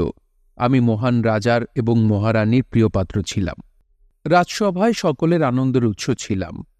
এইভাবে দাসের মতো জীবনযাপন করা আমি মানুষের মর্যাদা হানির নামান্তর বলেই মনে করি। আমি ইংল্যান্ডে আমার নিজের বাড়িতে যেসব কথা দিয়ে এসেছিলাম সেসব আমি কখনোই ভুলতে পারি না। আমি আমার মতোই মানুষের সঙ্গে কথা বলতে চাই, তাদের সঙ্গে পথে প্রান্তরে বিচরণ করতে চাই। কেউ আমাকে চলবার সময় ব্যাঙের মতো পায়ে মারিয়ে অথবা কুকুর বানরের মতো সজোরে লাথি মেরে হত্যা করুক, এই চিন্তায় সর্বদা শঙ্কিত থাকতে চাই না। কিন্তু আমি যা আশা করিনি তার চেয়েও আগে এবং সহজে মুক্তি পেয়ে গেলাম। সমস্ত কাহিনী ও ঘটনা আমি যথাসময়ে বলব। দেখতে দেখতে এদেশে আমার 2 বছর কেটে গেল এবং আমি 3 বছরে পড়লাম। মহারাজা ও মহারানী রাজ্যের দক্ষিণ সমুদ্রের দিকে ভ্রমণে যাবেন। আমি এবং গ্ল্যামডালক্লিচ তাদের সঙ্গী হলাম। আমাকে যথারীতি আমার সেই ছোট বাক্স ঘরে বসিয়েই নিয়ে যাওয়া হলো। এই ঘরের বিবরণ আমি আগেই দিয়েছি।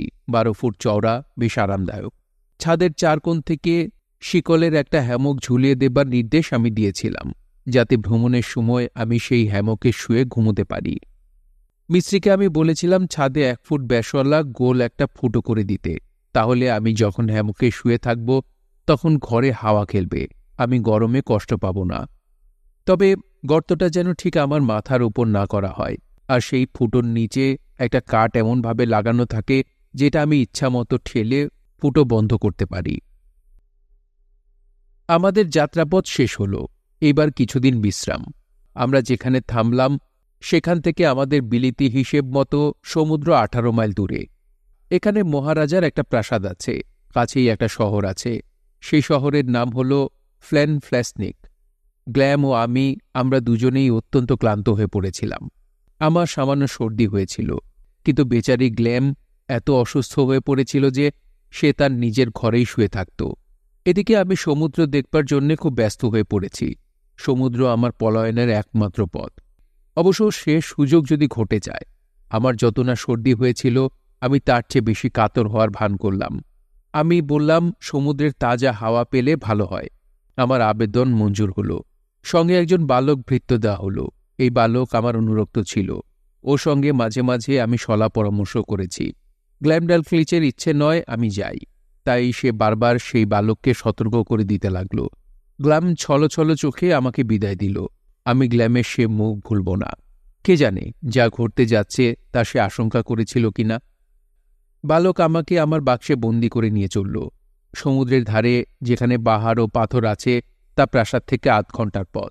সমুদ্রের ধারে পৌঁছে বালককে বললাম আমাকে নামিয়ে দিতে। সমুদ্রের ধারে এসে আমি নিজেকে সুস্থ বোধ করলাম না। বালককে বললাম আমি হ্যামকে উঠে একটু ঘুমোব। একটু ঘুমোলে শরীর ঠিক হয়ে যাবে। আমি হ্যামকে উঠলাম। ঠান্ডা হাওয়া আসছিল, তাই বালক জানলা বন্ধ করে দিল। আমি ঘুমিয়ে পড়লাম। কিন্তু ঘুমোবার আগে একটা জানলা দিয়ে দেখেছিলাম ছেলেটা তখন আমার বাক্স যেখানে নামিয়ে দিয়েছিল সেখানে কোনো বিপদের আশঙ্কা না করে পাহাড় ও পাথরের খাঁজে খাঁজে পাখির ডিম খুঁজে বেড়াচ্ছে। আমি তারপর ঘুমিয়ে পড়লাম। হঠাৎ আমার ঘুম ভেঙে গেল। বাক্সর মাথায় যে আংটা আছে সেটা ধরে কে যেন হঠাৎ টেনে তুলল। বাক্সটা সহজে বয়ে নিয়ে যাবার জন্যে ওই আংটা লাগানো হয়েছিল। আমার মনে হল আমার বাক্সটা আকাশে অনেক উঁচুতে উঠেছে, আর সেটা প্রচণ্ড গতিতে এগিয়ে চলেছে। প্রথম ধাক্কাতেই আমি হ্যামক থেকে বাক্সের মেঝেতে পড়ে গিয়েছিলাম। তখন বাক্স খুব দুলছিল, কিন্তু তারপর স্বাভাবিক হয়ে গেল। যত জোরে পারলাম আমি কয়েকবার চিৎকার করলাম, কিন্তু বৃথা। জানলা দিয়ে বাইরে চেয়ে দেখলাম শুধু আকাশ আর মেঘ। মাথার ওপর আওয়াজ শুনতে পাচ্ছি। পাখি বা পাখিরা যেন ডানা ঝটপট করছে, এবং সঙ্গে সঙ্গে উপলব্ধি করলাম কি সাংঘাতিক বিপদে পড়েছি। নিশ্চয় কোনো ঈগল আমার বাক্স ঘরের মাথার ওপরে আংটাটি তার ঠোঁট দিয়ে ধরে আকাশে উঠতে আরম্ভ করেছে। এবার পাথরের ওপর আছড়ে ফেলে দেবে। বাক্স ভাঙবে, আমি মরব। ঈগলটা আমার মৃতদেহটা ঠুকরে ঠুকরে খাবে। দূরে কোথাও পাহাড়ে এই পাখির বাসা। গন্ধ চিনে সে সেখানে যাবে। আমি আর বাক্সর ভেতর কতক্ষণ লুকিয়ে থাকতে পারব? কে জানে ভাগ্যে কি আছে। কিছুক্ষণ পরে ডানা ঝটপট ও আওয়াজ যেন খুব তাড়াতাড়ি বেড়ে গেল। বুঝতে পারলাম আমার বাক্স পড়ে গেল, আর তারপরে অনুভব করলাম বাক্সটা কিছুর ওপর ওঠানামা করতে করতে দোল খাচ্ছে। পড়বার আগে বাক্সটা বেশ জোরে দুলে উঠেছিল। ডানা ঝটপটের আওয়াজও বেশ জোরে শুনেছিলাম। আমার মনে হয় যে ঈগল আমার বাক্স তার ঠোঁটে ধরে উড়ে পালাচ্ছিল তাকে অন্য এক বা একাধিক ঈগল তাড়া করেছিল, এবং তখন প্রথম ঈগল বাক্সটা সোজা ফেলে দেয়। পড়বার সময় আতঙ্কে আমি নিঃশ্বাস বন্ধ করেছিলাম। পড়বার সঙ্গে সঙ্গে একটা আওয়াজ শুনলাম। সে আওয়াজ নায়াগ্রা জলপ্রপাতের চেয়েও জোর। তারপর মিনিট খানেক অন্ধকার। কি ঘটে গেল বুঝতে সময় লাগল। মাথা একটু ঠিক হতে বুঝলাম বাক্সটা ওঠানামা করছে। জানলা দিয়ে বাইরে আলো দেখা যাচ্ছে। বাক্সটা একেবারে ফাঁকা নয় যে উল্টে পাল্টে যাবে। ভেতরে কিছু ওজন আছে, আমি আছি, এবং কিছু মালপত্তর আছে।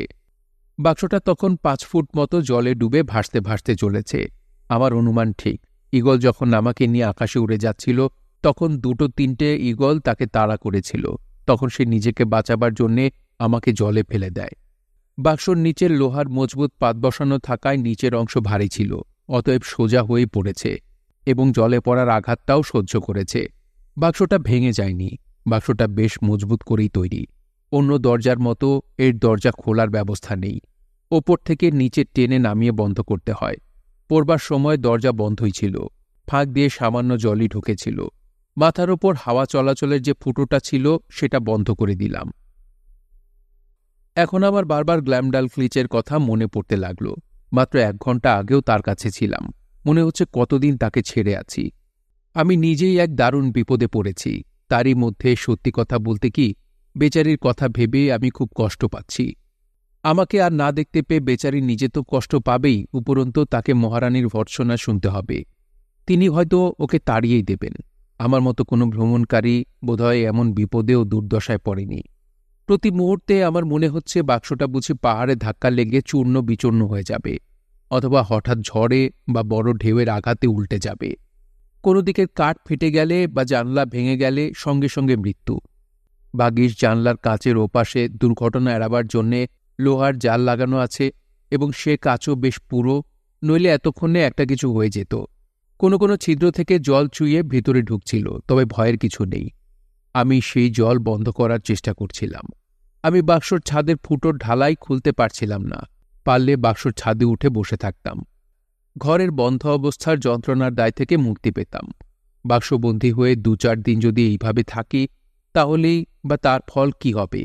শীতে ও অনাহারে মৃত্যু। এইভাবে ঘণ্টা ৪ কাটল। প্রতি মুহূর্তে বিপদ আশঙ্কা করছি, এই বুঝি সব শেষ। আমি পাঠকদের আগেই বলেছি, আমার বাক্সর দুপাশে ২টি লোহার মজবুত হ্যান্ডেল ছিল। ওদিকে কোনো জানলা ছিল না। হ্যান্ডেল দুটো রাখবার উদ্দেশ্য, আমি যখন বেড়াতে যেতাম তখন একজন ভৃত্য ওই দুটো হ্যান্ডেল ২ হাতে ধরে ঘোড়সাওয়ারের কাছে তুলে দিত, আর ঘোড়সাওয়ার হ্যান্ডেল দুটোর ভিতর দিয়ে একটা বেল্ট ঢুকিয়ে দিয়ে বেল্টটার নিজের কোমরের বেল্টের সঙ্গে আটকে দিত। আমার মনের অবস্থা যখন এইরকম, প্রতি মুহূর্তে বিপদের আশঙ্কা করছি, ঠিক সেই সময় আমার মনে হলো বাক্সর হ্যান্ডেল দুটোতে যেন একটা আওয়াজ হলো, এবং আমার এও মনে হলো আমার বাক্সটা সমুদ্রের ওপর দিয়ে কেউ টেনে নিয়ে যাচ্ছে। দুপাশে ঢেউ কাটছে, ঢেউ আছাড় দিচ্ছে, অতএব বাইরে কিছুই দেখা যাচ্ছে না। মনে একটু ক্ষীণ আশা জাগল, যদিও বুঝতে পারছি না কিভাবে আমার আশা ফলবতী হতে পারে। আমি আবার একটা চেয়ারের স্ক্রু খুলে ফেললাম, কারণ চেয়ারগুলো ওই স্ক্রু দিয়ে বাক্সর সঙ্গে আটা ছিল। তারপর সেই চেয়ারখানা তুলে এনে ছাদের ফুটোর ঠিক নিচে লাগালাম। এবার চেয়ারে উঠে ঢাকাটা সরিয়ে ফুটোর যত কাছে সম্ভব মুখ নিয়ে গিয়ে খুব জোর চিৎকার করতে লাগলাম, বাঁচাও! যত রকম ভাষা আমার জানা আছে, সব রকম ভাষায়। আমার সঙ্গে সব সময় যে ছড়ি থাকত, তার ডগায় আমার রুমালটা আটকে ফুটো দিয়ে বাইরে বার করে কয়েকবার আন্দোলিত করলাম। যদি কাছে কোনো জাহাজ বা নৌকো থাকে, তাহলে তারা বুঝতে পারবে একটা হতভাগা মানুষ বাক্সটার মধ্যে বন্দী হয়ে আছে। আমার মনে হলো আমার সব চেষ্টাই বিফল হচ্ছে, তবুও আমি চেষ্টা করে চলেছি। তবে বাইরে দেখতে না পেলেও আমি বেশ বুঝতে পারছি যে আমার বাক্সটা কেউ টেনে নিয়ে যাচ্ছে। এরকম ঘণ্টাখানেক চলল, বা তারও কিছু বেশি হবে। তারপর বাক্সটার যেদিকে হ্যান্ডেল আছে এবং যেদিকে জানলা নেই, সেই দিকটা হঠাৎ একটা শক্ত কিছুতে ধাক্কা খেল। আমার মনে হলো পাথরে ধাক্কা লেগেছে। ধাক্কার ফলে আমাকে বাক্সর মধ্যে কয়েকবার গড়াগড়ি খেতে হলো। আমার বাক্সর ওপর কয়েকটা শব্দ শুনলাম, যেন একটা আংটার কাছি আমার বাক্সর উপর পড়ল, এবং সেই কাছি বুঝি কেউ বাক্সর মাথায় পরাচ্ছে। তারপর কেউ আমার বাক্সটাকে উপর দিকে তুলছে, অন্তত ফুট ৩ তো তুলেছেই। তখন আমি আমার ছাদের ফুটো দিয়ে রুমাল বাঁধা ছড়িটা উপর দিকে তুলে ধরলাম, আর সেই সঙ্গে বেশ জোরে সাহায্যের জন্য চিৎকার করতে লাগলাম, যতক্ষণ পর্যন্ত না আমার গলা ভেঙে গেল। যাক, তারপরে বাইরে থেকে আমি একটা উত্তর শুনতে পেলাম, বারবার ৩ বার। আমার তখন যা আনন্দ হলো তা এমন কেউ বুঝবে না যে না আমার মতো বিপদে পড়েছে। মাথার উপর আওয়াজ শুনছি। ছাদের গর্তের দিকে মুখ করে কেউ ইংরেজিতে জিজ্ঞাসা করল, ভিতরে কেউ আছো নাকি? কথা বলো। আমি উল্লসিত ইংরেজিতে জবাব দিলাম, আমি ইংরেজ, খুব বিপদে পড়েছিলাম। এমন বিপদে মানুষ পড়ে না। এখন আমাকে এই বন্দি ঘর থেকে উদ্ধার করো। উপর থেকে উত্তর এলো, আর ভয় নেই, তুমি বেঁচে গেছ। তোমার বাক্স এখন একটা জাহাজের সঙ্গে বাঁধা রয়েছে। ছুতোর মিস্ত্রিকে ডাকা হয়েছে, সে এসে বাক্স কেটে তোমাকে বার করবে। আমি বললাম, তার দরকার নেই, তাতে অনেক সময় লাগবে। বাক্সর মাথার আংটা ধরে বাক্সটা জাহাজের উপর টেনে তোলো, তারপর ক্যাপ্টেনের কেবিনের সামনে নিয়ে চলো। আমি বুঝি তখন উত্তেজনায় পাগল হয়ে গেছি। আমি পাগলের মতো চিৎকার করে কথা বলছি। ওরা ভাবল আমি সত্যি পাগল হয়ে গেছি। ওরা হাসতে লাগল, অথচ আমি আমারই মতো ইংরেজ এবং আমারই মতো মানুষদের মধ্যে এসে গেছি। তাদের শক্তিও আমার মতো। তবুও ছুতোর মিস্ত্রি এলো এবং বাক্সর মাথায় ৪ ফুট চওড়া একটা গর্ত কাটল। তারপর ভেতরে একটা মই নামিয়ে দিল। আমি সেই মই বেয়ে উপরে উঠলাম এবং আমাকে জাহাজে নিয়ে যাওয়া হলো। আমি তখন অত্যন্ত পরিশ্রান্ত ও দুর্বল। জাহাজের নাবিকেরা অবাক, স্তম্ভিত। আমাকে তারা হাজার প্রশ্ন করতে আরম্ভ করল, কিন্তু আমার তখন সেসব প্রশ্নের উত্তর দেবার মতো ক্ষমতা বা ইচ্ছা কোনোটাই ছিল না। নাবিকদের মতো আমিও অবাক ও বিহ্বল। ভাবছি, এতগুলো বেটে মানুষ এখানে এলো কি করে, অথচ তারা আমারই মতো মানুষ। আসলে দীর্ঘদিন দৈত্যপুরীতে থাকায় আমার দৃষ্টি তখন পর্যন্ত অভ্যস্ত হয়নি। নিজেকেও তখন দৈত্য মনে হচ্ছে। কিন্তু জাহাজের ক্যাপ্টেন মিস্টার টমাস উইলকক্স একজন সজ্জন ও যোগ্য ব্যক্তি। শ্রপশায়ারে তার বাড়ি। তিনি আমার অবস্থা বুঝতে পারলেন। তিনি বুঝলেন আমি বোধহয় জ্ঞান হারাব। তিনি নাবিকদের হাত থেকে আমাকে উদ্ধার করে নিজের কেবিনে নিয়ে গেলেন। তারপর আমাকে সুস্থ করবার জন্যে বলদায়ক একটি পানীয়, কর্ডিয়াল, পান করতে দিলেন। বললেন ওরই বিছানায় শুয়ে ঘুমিয়ে পড়তে। ঘুমোবার আগে আমি ক্যাপ্টেনকে বললাম, যে বাক্সটি তারা উদ্ধার করেছে তার মধ্যে বেশ কিছু দামি আসবাব আছে, যা আমার কাছে অত্যন্ত মূল্যবান। ওই বাক্সে আছে চমৎকার একটি হ্যামক, উত্তম বিছানা সমেত একটি খাট, দুটি চেয়ার, একটি টেবিল এবং কাপড় চোপড় রাখবার একটি ক্যাবিনেট। এছাড়া বাক্সর ভেতরের দেওয়াল সিল্কের ওয়ার্ড দেওয়া নরম ও পাতলা গদি দিয়ে আচ্ছাদিত। ক্যাপ্টেন যদি বাক্সটা তার কেবিনে আনান তাহলে আমি কৃতার্থ হব। আমি তখন বাক্সর দরজা খুলে দেখাতে পারব ভেতরে কি আছে। বাক্স আমি তাঁরই সামনে রেখে খুলব। আমি অবশ্য ঠিক স্বাভাবিক অবস্থায় ছিলাম না, তাই আমার কথা বলার ধরন দেখে ক্যাপ্টেন ভাবলেন আমার মাথা গুলিয়ে গেছে। আমি আবল তাবল বকছি। আমাকে বোধহয় সান্ত্বনা দেবার উদ্দেশ্যেই তিনি তখন বললেন, ঠিক আছে, সব ব্যবস্থা করা হচ্ছে। তিনি জাহাজের ডেকে গেলেন এবং আমার বাক্স ঘরে কয়েকজন লোক পাঠালেন। কিন্তু ইতিমধ্যে নাবিকেরা, আমি পরে জানতে পেরেছিলাম, বাক্স ঘরের ভেতর থেকে সবকিছু টেনে বার করেছে। দেওয়াল থেকেও তুলোর আস্তরণ খুলে ফেলেছে। নাবিকদের জানা ছিল না টেবিল চেয়ারগুলো স্ক্রু দিয়ে আটা, তাই সেগুলো টেনে তুলতে গিয়ে তারা সব রীতিমতো জখম করেছে। এমনকি বাক্স থেকে কিছু কাঠ বার করে সেগুলো জাহাজ মেরামতের কাজে লাগিয়েছে। যখন তারা বুঝেছে ভাঙা বাক্সটা নিয়ে আর কিছু করবার নেই, তখন তারা সেটা জলে ফেলে দিয়েছে। বাক্সটা সব দিক ভেঙে যাওয়ায় সেটা সহজে জলে ডুবে গেছে। যা হোক, এ দৃশ্য আমাকে দেখতে হয়নি। আমার দীর্ঘদিনের সঙ্গীর এমন দুরবস্থা দেখলে আমার ভীষণ মানসিক কষ্ট হতো। যদিও আমি তখন সবকিছু ভুলতে চাই, তবুও সেই সময়ে অতীতের অনেক কথাই হয়তো আমার মনে পড়ত। আমি অনেকক্ষণ ঘুমিয়েছিলাম, কিন্তু দৈত্যপুরীর নানা ঘটনা ও যেসব বিপদের সম্মুখীন হয়েছিলাম সেগুলো স্বপ্নে দেখতে দেখতে বারবার আমার ঘুম ভেঙে যাচ্ছিল। যা হোক, ঘুম থেকে ওঠার পর নিজেকে সুস্থ ও স্বাভাবিক মনে হল। এখন রাত্রি প্রায় 8টা। ক্যাপ্টেন তখন রাতের আহার দিতে বললেন। ভেবেছিলাম আমি অনেকক্ষণ অভুক্ত ছিলাম। তখন তিনি লক্ষ্য করলেন আমি স্বাভাবিক হয়েছি, দৃষ্টি সহজ হয়েছে, এলোমেলো কথা বলছি না। তখন তিনিও নিম্নকণ্ঠে আমার সঙ্গে কথা বলতে লাগলেন, অত্যন্ত ভদ্রভাবে। ঘরে আমরা দুজন ব্যতীত যখন আর কেউ রইলাম না, তখন তিনি আমাকে জিজ্ঞাসা করতে আরম্ভ করলেন আমি কোথায় গিয়েছিলাম এবং কিভাবে ওই বাক্সবন্দী হয়ে জলে ভাসছিলাম। ক্যাপ্টেন বললেন, বেলা 12টা আন্দাজ সময়ে দুপুরে তিনি যখন চোখে দূরবীন লাগিয়ে দূর সমুদ্রের দিকে নজর রাখছিলেন, তখন অদ্ভুত বাক্সটা দূরে জলে ভাসতে দেখেন। প্রথমে উনি ভেবেছিলেন ওটি কোনো নৌকার পাল, তার মানে কাছে কোনো বন্দর আছে। ওদের কিছু বিস্কুট কেনার দরকার ছিল, কিন্তু কাছে আসতে তার ভুল ভাঙল। কোনো নাবিক আবার সেটা দেখে ভয় পেয়েছিল। তারা ক্যাপ্টেনকে বলল একটা বাড়ি সাঁতার কাটছে।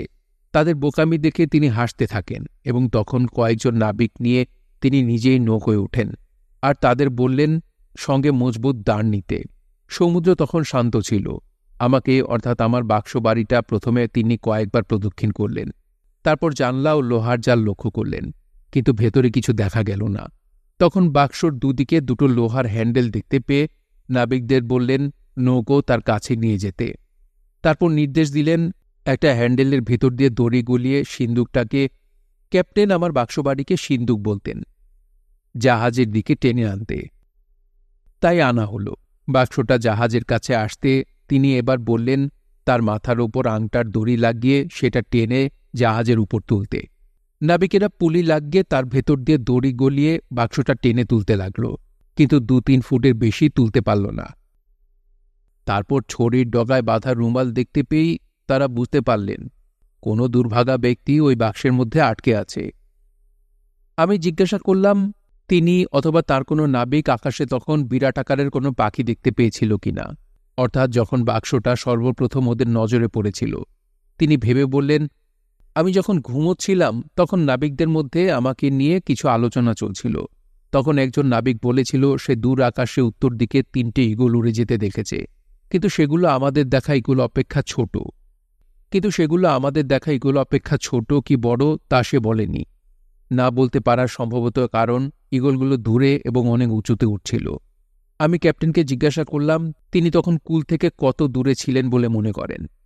তিনি অনেক ভেবে ও কিছু হিসেব নিকেশ করে বললেন তা 100 লিগ হবে। আমি বললাম, আপনি কোথাও ভুল করছেন।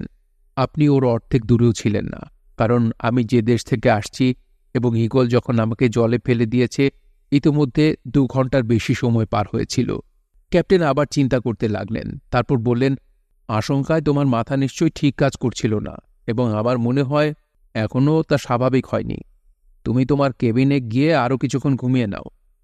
আমি বললাম, আপনি ও আপনার লোকজনের সযত্ন পরিচর্যায় আমি বেশ সুস্থ ও স্বাভাবিক হয়েছি এবং এখন পূর্বের মতোই আমার বুদ্ধিবৃত্তি কাজ করছে। এবার তিনি গম্ভীর হলেন এবং আমাকে জিজ্ঞাসা করলেন, আমি কি কোনো গুরুতর অপরাধ করে মানসিক যন্ত্রণা ভোগ করছি? তোমার অপরাধের জন্য তোমার দেশের রাজা কি দণ্ডবিধানস্বরূপ তোমাকে সিন্ধুকে বন্ধ করে সমুদ্রে ভাসিয়ে দিয়েছিলেন? অনেক দেশে এমন শাস্তি বিধান করা হয়।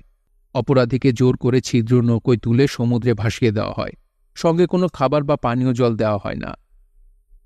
ক্যাপ্টেন বললেন, এমন একজন ব্যক্তিকে জাহাজে তুলে তিনি যদিও দুঃখবোধ করছেন তথাপি তিনি আমার কোনো ক্ষতি করতে চান না। প্রথমে যে বন্দরে জাহাজ ভিড়বে সেই বন্দরে তিনি আমাকে নামিয়ে দেবেন। তিনি বললেন, জাহাজে উঠে আমি নাবিকদের যে সমস্ত অসম্ভব ও অবিশ্বাস্য কথা বলেছি এবং পরে আমার সিন্দুক বা বাক্স সম্বন্ধে তাকেও যা বলেছি তাতে তার সন্দেহ হয়েছিল। তাছাড়া রাতে আহারের সময় আমার দৃষ্টি ও ব্যবহার লক্ষ্য করেও তার একই রকম ধারণা হয়েছে। আমি বললাম, তাহলে আমার কথা ধৈর্য ধরে শুনতে হবে।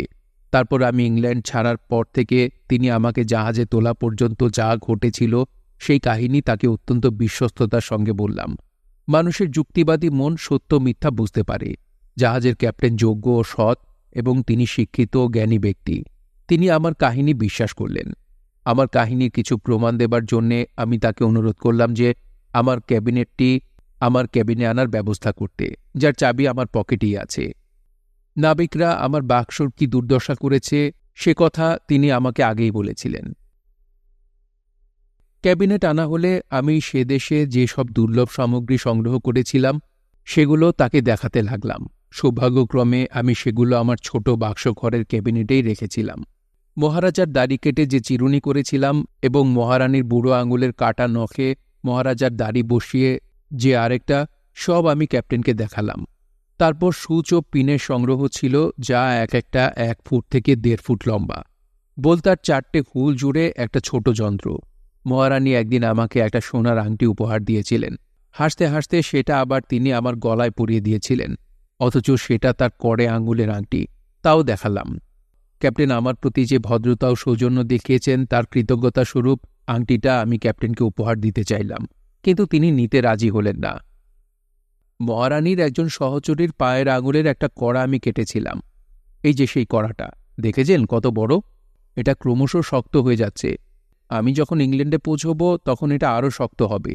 তখন এটা দিয়ে একটা বাটি বানিয়ে রূপো দিয়ে মুড়ে দেব। অবশেষে আমি যে ব্রিচেস পরে আছি সেদিকে তার দৃষ্টি আকর্ষণ করলাম। তাকে বললাম, এই ব্রিচেস ওদেশের ইঁদুরের চামড়ার তৈরি। গ্ল্যামডাল ক্লিচের একজন ভৃত্যের একটি দাঁত আমার কাছে ছিল। একজন আনাড়ি ডাক্তার তার যন্ত্রণাদায়ক দাঁতটা তুলতে গিয়ে ভালো দাঁত তুলে ফেলেছিল। আমি সেই দাঁত পরিষ্কার করে আমার কাছে রেখে দিয়েছিলাম। দাঁতটা 1 ফুট লম্বা এবং বেড়ে 4 ইঞ্চি। দাঁতটার প্রতি ক্যাপ্টেন কৌতূহল প্রকাশ করতে থাকায় আমি সেটা তাকে উপহার দিলাম। তিনি আমাকে অনেক ধন্যবাদ দিয়ে সেটি নিজের কাছে রাখলেন। ক্যাপ্টেন আমার প্রতি অত্যন্ত প্রীত হলেন এবং আমাদের উভয়ের সম্পর্ক নিবিড় হল। তিনি আমাকে বললেন যে আমি ইংল্যান্ডে ফিরে আমার এই অভিজ্ঞতা সংবাদপত্র মারফত যেন পৃথিবীকে জানিয়ে দিই। আমি বললাম, ভ্রমণের বই প্রচুর আছে, এত বেশি যে আমরা সব বই পড়ে উঠতে পারি না, এবং নতুন যে বই লেখা হবে তা অসাধারণ না হলে কেউ পড়বে না। তবে কিছু ভ্রমণকারী বা লেখক এমন কাহিনী লিখেছেন যা তিনি নিজে দেখেননি বা অতিরঞ্জিত করেছেন। আমি বললাম, আমার অভিজ্ঞতার বিষয় নতুন করে কি আর লিখতে পারি। অন্যান্য ভ্রমণকারীর মতোই আমি বিভিন্ন দেশের মানুষজন, গাছপালা, পশুপাখি, রীতিনীতি, অসভ্যদের মূর্তি পূজা, এই সবই তো দেখেছি। এসব বিষয়ে অনেকেই লিখেছেন। ক্যাপ্টেনকে ধন্যবাদ জানিয়ে বললাম, আপনি যখন বললেন তখন আমি ভেবে দেখব। ক্যাপ্টেন আমাকে বললেন, একটা জিনিস ভেবে তিনি অবাক হচ্ছেন যে আমি এত জোরে কথা বলছি কেন। সে দেশের রাজা ও রানী কি কানে কম শুনতেন? আমি বললাম, গত 2 বছর ধরে জোরে কথা বলে বলে আমার অভ্যাস হয়ে গেছে। রাজা ও তার প্রজাদের কণ্ঠস্বর স্বাভাবিক ও শ্রুতিমধুর। তারা আমার সঙ্গে ফিসফিস করে কথা বলতেন, তাই আমি শুনতে পেতাম বেশ ভালোভাবেই। কিন্তু ওদেশে আমি যার সঙ্গে কথা বলতাম, আমার মনে হতো সে বুঝি কোনো রাস্তার ধারে উঁচু বাড়ির চূড়োয় বসে আছে। তারা এত লম্বা ছিল। আমাকে টেবিলের উপর দাঁড় করিয়ে তারা সামনে চেয়ারে বসলে অথবা আমাকে হাতে করে তুলে না নিলে তারা আমার কথা শুনতে পেতেন না। আরও একটা কথা বলি, সে দেশে সব মানুষ তো বিরাট লম্বা। 2 বছর তাদের দেখে দেখে আমার নজরও সেই রকম হয়ে গিয়েছিল। তাই আমি যখন বাক্স থেকে বেরিয়ে জাহাজের চারপাশে তাকালাম, তখন আপনার নাবিকদের দেখে আমার মনে হচ্ছিল, এ কোথায় এলাম? এখানে সব মানুষ তো ক্ষুদ্রকায়। তখন আমার মনে হচ্ছিল, এমন বেটে মানুষ আমি বুঝি কখনো দেখিনি। ওই মহারাজার দেশে আমি যখন ছিলাম তখন আমি আয়নায় নিজেকে দেখতে লজ্জা পেতাম, কারণ আমার চারদিকে সব বিরাট আকার মানুষ। তাদের তুলনায় নিজেকে পিপীলিকা মনে হতো। ক্যাপ্টেন আমাকে বললেন, রাতে আহারের সময় তিনি লক্ষ্য করেছেন আমি যেন অনেক কিছু অবাক হয়ে দেখছি এবং মাঝে মাঝে হাসি দমন করতে পারছি না। তখন ক্যাপ্টেন মনে করেছিলেন আমার মাথায় কোনো গোলমাল আছে। আমি বললাম, আপনি ঠিক বলেছেন, তবে আমার মাথায় কোনো গোলমাল হয়নি। আসলে ও দেশে সবকিছু বড় বড় আকারের দেখে চোখ অভ্যস্ত হয়ে গিয়েছিল। তাই খাবার টেবিলের ডিশ দেখে মনে হলো ওটা বুঝি আমাদের 3 পেন্স রুপোলি মুদ্রার চেয়ে বড় নয়।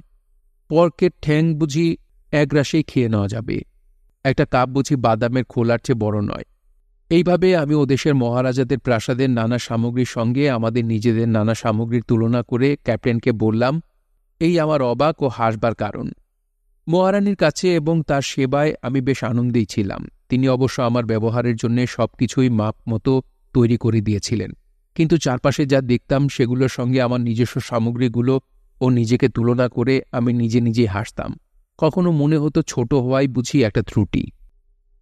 এতক্ষণে ক্যাপ্টেন আমার বক্তব্য বুঝলেন এবং মজা করে বললেন, আমার চোখ অনেক বড় হয়ে গেছে, কিন্তু আমার পেট সে তুলনায় ছোট, কারণ সারাদিন উপবাস করার পর রাত্রে যা খেলাম তা যৎসামান্য। তারপর কৌতুকের সঙ্গে বললেন, আমার বাক্সটা ঈগল পাখির ঠোঁটে তুলে নিয়ে যাচ্ছে ও তারপর সেটা অনেক উঁচু থেকে সে জলে ফেলে দিল। এই দৃশ্য দেখবার জন্য তিনি সানন্দে 100 পাউন্ড খরচ করতে পারেন। এই বিরল ঘটনা ও দৃশ্য ভবিষ্যৎ বংশের জন্য অবশ্যই লিপিবদ্ধ করে রাখা উচিত। তবে তিনি ফেটনের সঙ্গে তুলনা করে যে মন্তব্য করলেন তা আমি ঠিক হজম করতে পারলাম না। ক্যাপ্টেন টটনিক থেকে ইংল্যান্ডে ফিরছিলেন, কিন্তু জাহাজ উত্তর পূর্ব দিকে পথভ্রষ্ট হয়ে 44 ডিগ্রি অক্ষাংশ ও 143 ডিগ্রি দ্রাঘিমা পর্যন্ত চলে গিয়েছিল। আমি জাহাজে ওঠার 2 দিন পরেই ট্রেড উইন্ডের প্রভাবে এসে আবার সে পথ পেয়ে যায় এবং সেই হাওয়া অনুসরণ করে দীর্ঘদিন ধরে দক্ষিণ দিকে গিয়ে নিউ হল্যান্ড বন্দরে নোঙর ফেলে। তারপর নোঙর তুলে পশ্চিম দক্ষিণের পশ্চিমে এবং পরে জাহাজের মুখ ঘুরিয়ে কম্পাসের কাঁটার দক্ষিণ দক্ষিণ পশ্চিম দিকে গিয়ে আমরা কেপ অফ গুড হোপ বন্দরে পৌঁছই। এই সমুদ্রযাত্রা অত্যন্ত সফল হয়েছিল, তবে তার বিবরণ দিয়ে পাঠকদের ধৈর্যের পরীক্ষা করতে চাই না। ফেরার পথেও কয়েকটা বন্দরে ক্যাপ্টেন জাহাজ ভিড়িয়েছিলেন। তাজা পানীয় জল ও আহার্য দ্রব্যের জন্য ক্যাপ্টেন তীরে নৌকো পাঠাতেন, কিন্তু আমি জাহাজেই থাকতাম এবং ইংল্যান্ডে ডাউন্স না পৌঁছানো পর্যন্ত আমি আর কোথাও নামিনি। আমি দৈত্যপুরী থেকে পলায়নের পর প্রায় 9 মাস পরে 1706 সালের 3রা জুন দেশের বন্দরে পৌঁছালাম। শুল্ক বাবদ আমি আমার মালপত্র জাহাজে ক্যাপ্টেনের কাছে জমা রাখার প্রস্তাব করলাম, কিন্তু ক্যাপ্টেন বললেন আমার মাল নামিয়ে নিতে। শুল্ক বাবদ তিনি 1 ফার্দিংও নেবেন না। আমরা হৃদ্যভাবে পরস্পরের কাছ থেকে বিদায় নিলাম। আমি তাকে দিয়ে প্রতিজ্ঞা করালাম তিনি যেন রেড রিফে আমার বাড়িতে আসেন। জাহাজ থেকে নেমে আমি 5 শিলিং দিয়ে একটা বড় ঘোড়া ও পথপ্রদর্শক ভাড়া করলাম। ওই 5 শিলিং আমি ক্যাপ্টেনের কাছ থেকে ধার নিয়েছিলাম। রাস্তা দিয়ে যেতে যেতে দুপাশের বাড়ি, গাছ, মানুষ, গরু, ছাগল সবকিছু দেখে আমার মনে হতে লাগলো আমি যেন লিলিপুটের দেশে বিচরণ করছি। আমি কি আমার সামনের পথিককে মারিয়ে ফেলব নাকি? তাই আমি তাদের হেঁকে বলছিলাম সরে যেতে, নইলে ওদের হয়তো আমি মারিয়েই ফেলব। অনেকদিন বাড়ি ছাড়া, বাড়ির খবর আগে নেওয়া দরকার। কিন্তু তখনও আমি নিজেকে দৈত্য ভাবছি। তাই যখন একজন ভৃত্য দরজা খুলে দিল, তখন রাজহাঁস যেমন তার লম্বা ঘাড় বেঁকিয়ে নিজের ঘরে ঢোকে, পাছে পাথরে ঠুকে না যায়, সেই ভয়ে আমিও মাথা নিচু করে ঘরে ঢুকলাম। আমাকে আলিঙ্গন করার জন্যে আমার স্ত্রী ছুটে এলো। আমি তখন হাঁটু মুড়ে প্রায় তার হাঁটুর সমান নিচু হয়েছি। আমার মেয়েও এলো আমার আশীর্বাদ নিতে। আমি তো দৈত্যপুরীতে দৈত্যদের মুখ দেখবার জন্যে সর্বদা মাথা তুলে রাখতাম। সেটা অভ্যাসে দাঁড়িয়ে গেছে। তাই এই অবস্থায় আমি প্রথমে আমার মেয়েকে দেখতে পাইনি। দৈত্যদের মতো তাকে আমাকে চোখের কাছে নেবার জন্যে তার কোমর ধরে উঁচু করে তুললাম। ঘরে ভৃত্যরা এবং কয়েকজন বন্ধু ছিল। তখন তাদেরও আমি বামন ভাবছি। আমার স্ত্রীকে বললাম, তুমি বুঝি খুব হাত টিপে খরচ করেছ? দেখছি না খেয়েছিলে, মেয়েটাও রোগা হয়ে গেছে। আমি এমন ব্যবহার করতে আরম্ভ করেছিলাম যে জাহাজের ক্যাপ্টেনের মতো আমার স্ত্রী ও আর সকলে ভাবতে আরম্ভ করেছিল যে আমার মাথায় কিছু গোলমাল হয়েছে। ভিন্ন দেশে থেকে আমার স্বভাব ও দৃষ্টিভঙ্গির পরিবর্তন হয়েছিল, অভ্যাসও পাল্টে গিয়েছিল। আমার স্ত্রী ও বন্ধুরা ক্রমশ আমার অবস্থা বুঝল এবং আমিও ক্রমশ স্বাভাবিক হতে থাকলাম। আমার স্ত্রী আমাকে বলল, তোমার আর সমুদ্রে যাওয়া চলবে না। কিন্তু আমার মাথার পোকা যখন নড়ে ওঠে, তখন স্ত্রী বাধা দিলে আর কি হবে? পাঠক শিগগির জানতে পারবেন কি ঘটল। তবে এই সঙ্গে শেষ হল আমার সমুদ্র যাত্রার দ্বিতীয় ভাগ। শুনছিলেন জনাথন সুইফটের কিশোর ক্লাসিক গ্যালিভার ট্রাভেলস। পড়ছিলাম এর ষষ্ঠ ও শেষ পর্ব। অনুবাদ করেছেন জাকির হোসেন। এই অনুবাদটি আপনাদের কাছে কেমন লাগলো তা অবশ্যই কমেন্ট করে আমাদেরকে জানাবেন। আর ভালো লাগলে একটি লাইক করবেন, চাইলে শেয়ার করে অন্যকে শোনার সুযোগ করে দিতে পারেন। সবাই ভালো থাকবেন, সুস্থ থাকবেন এবং গল্পতরুর সঙ্গেই থাকবেন। ধন্যবাদ।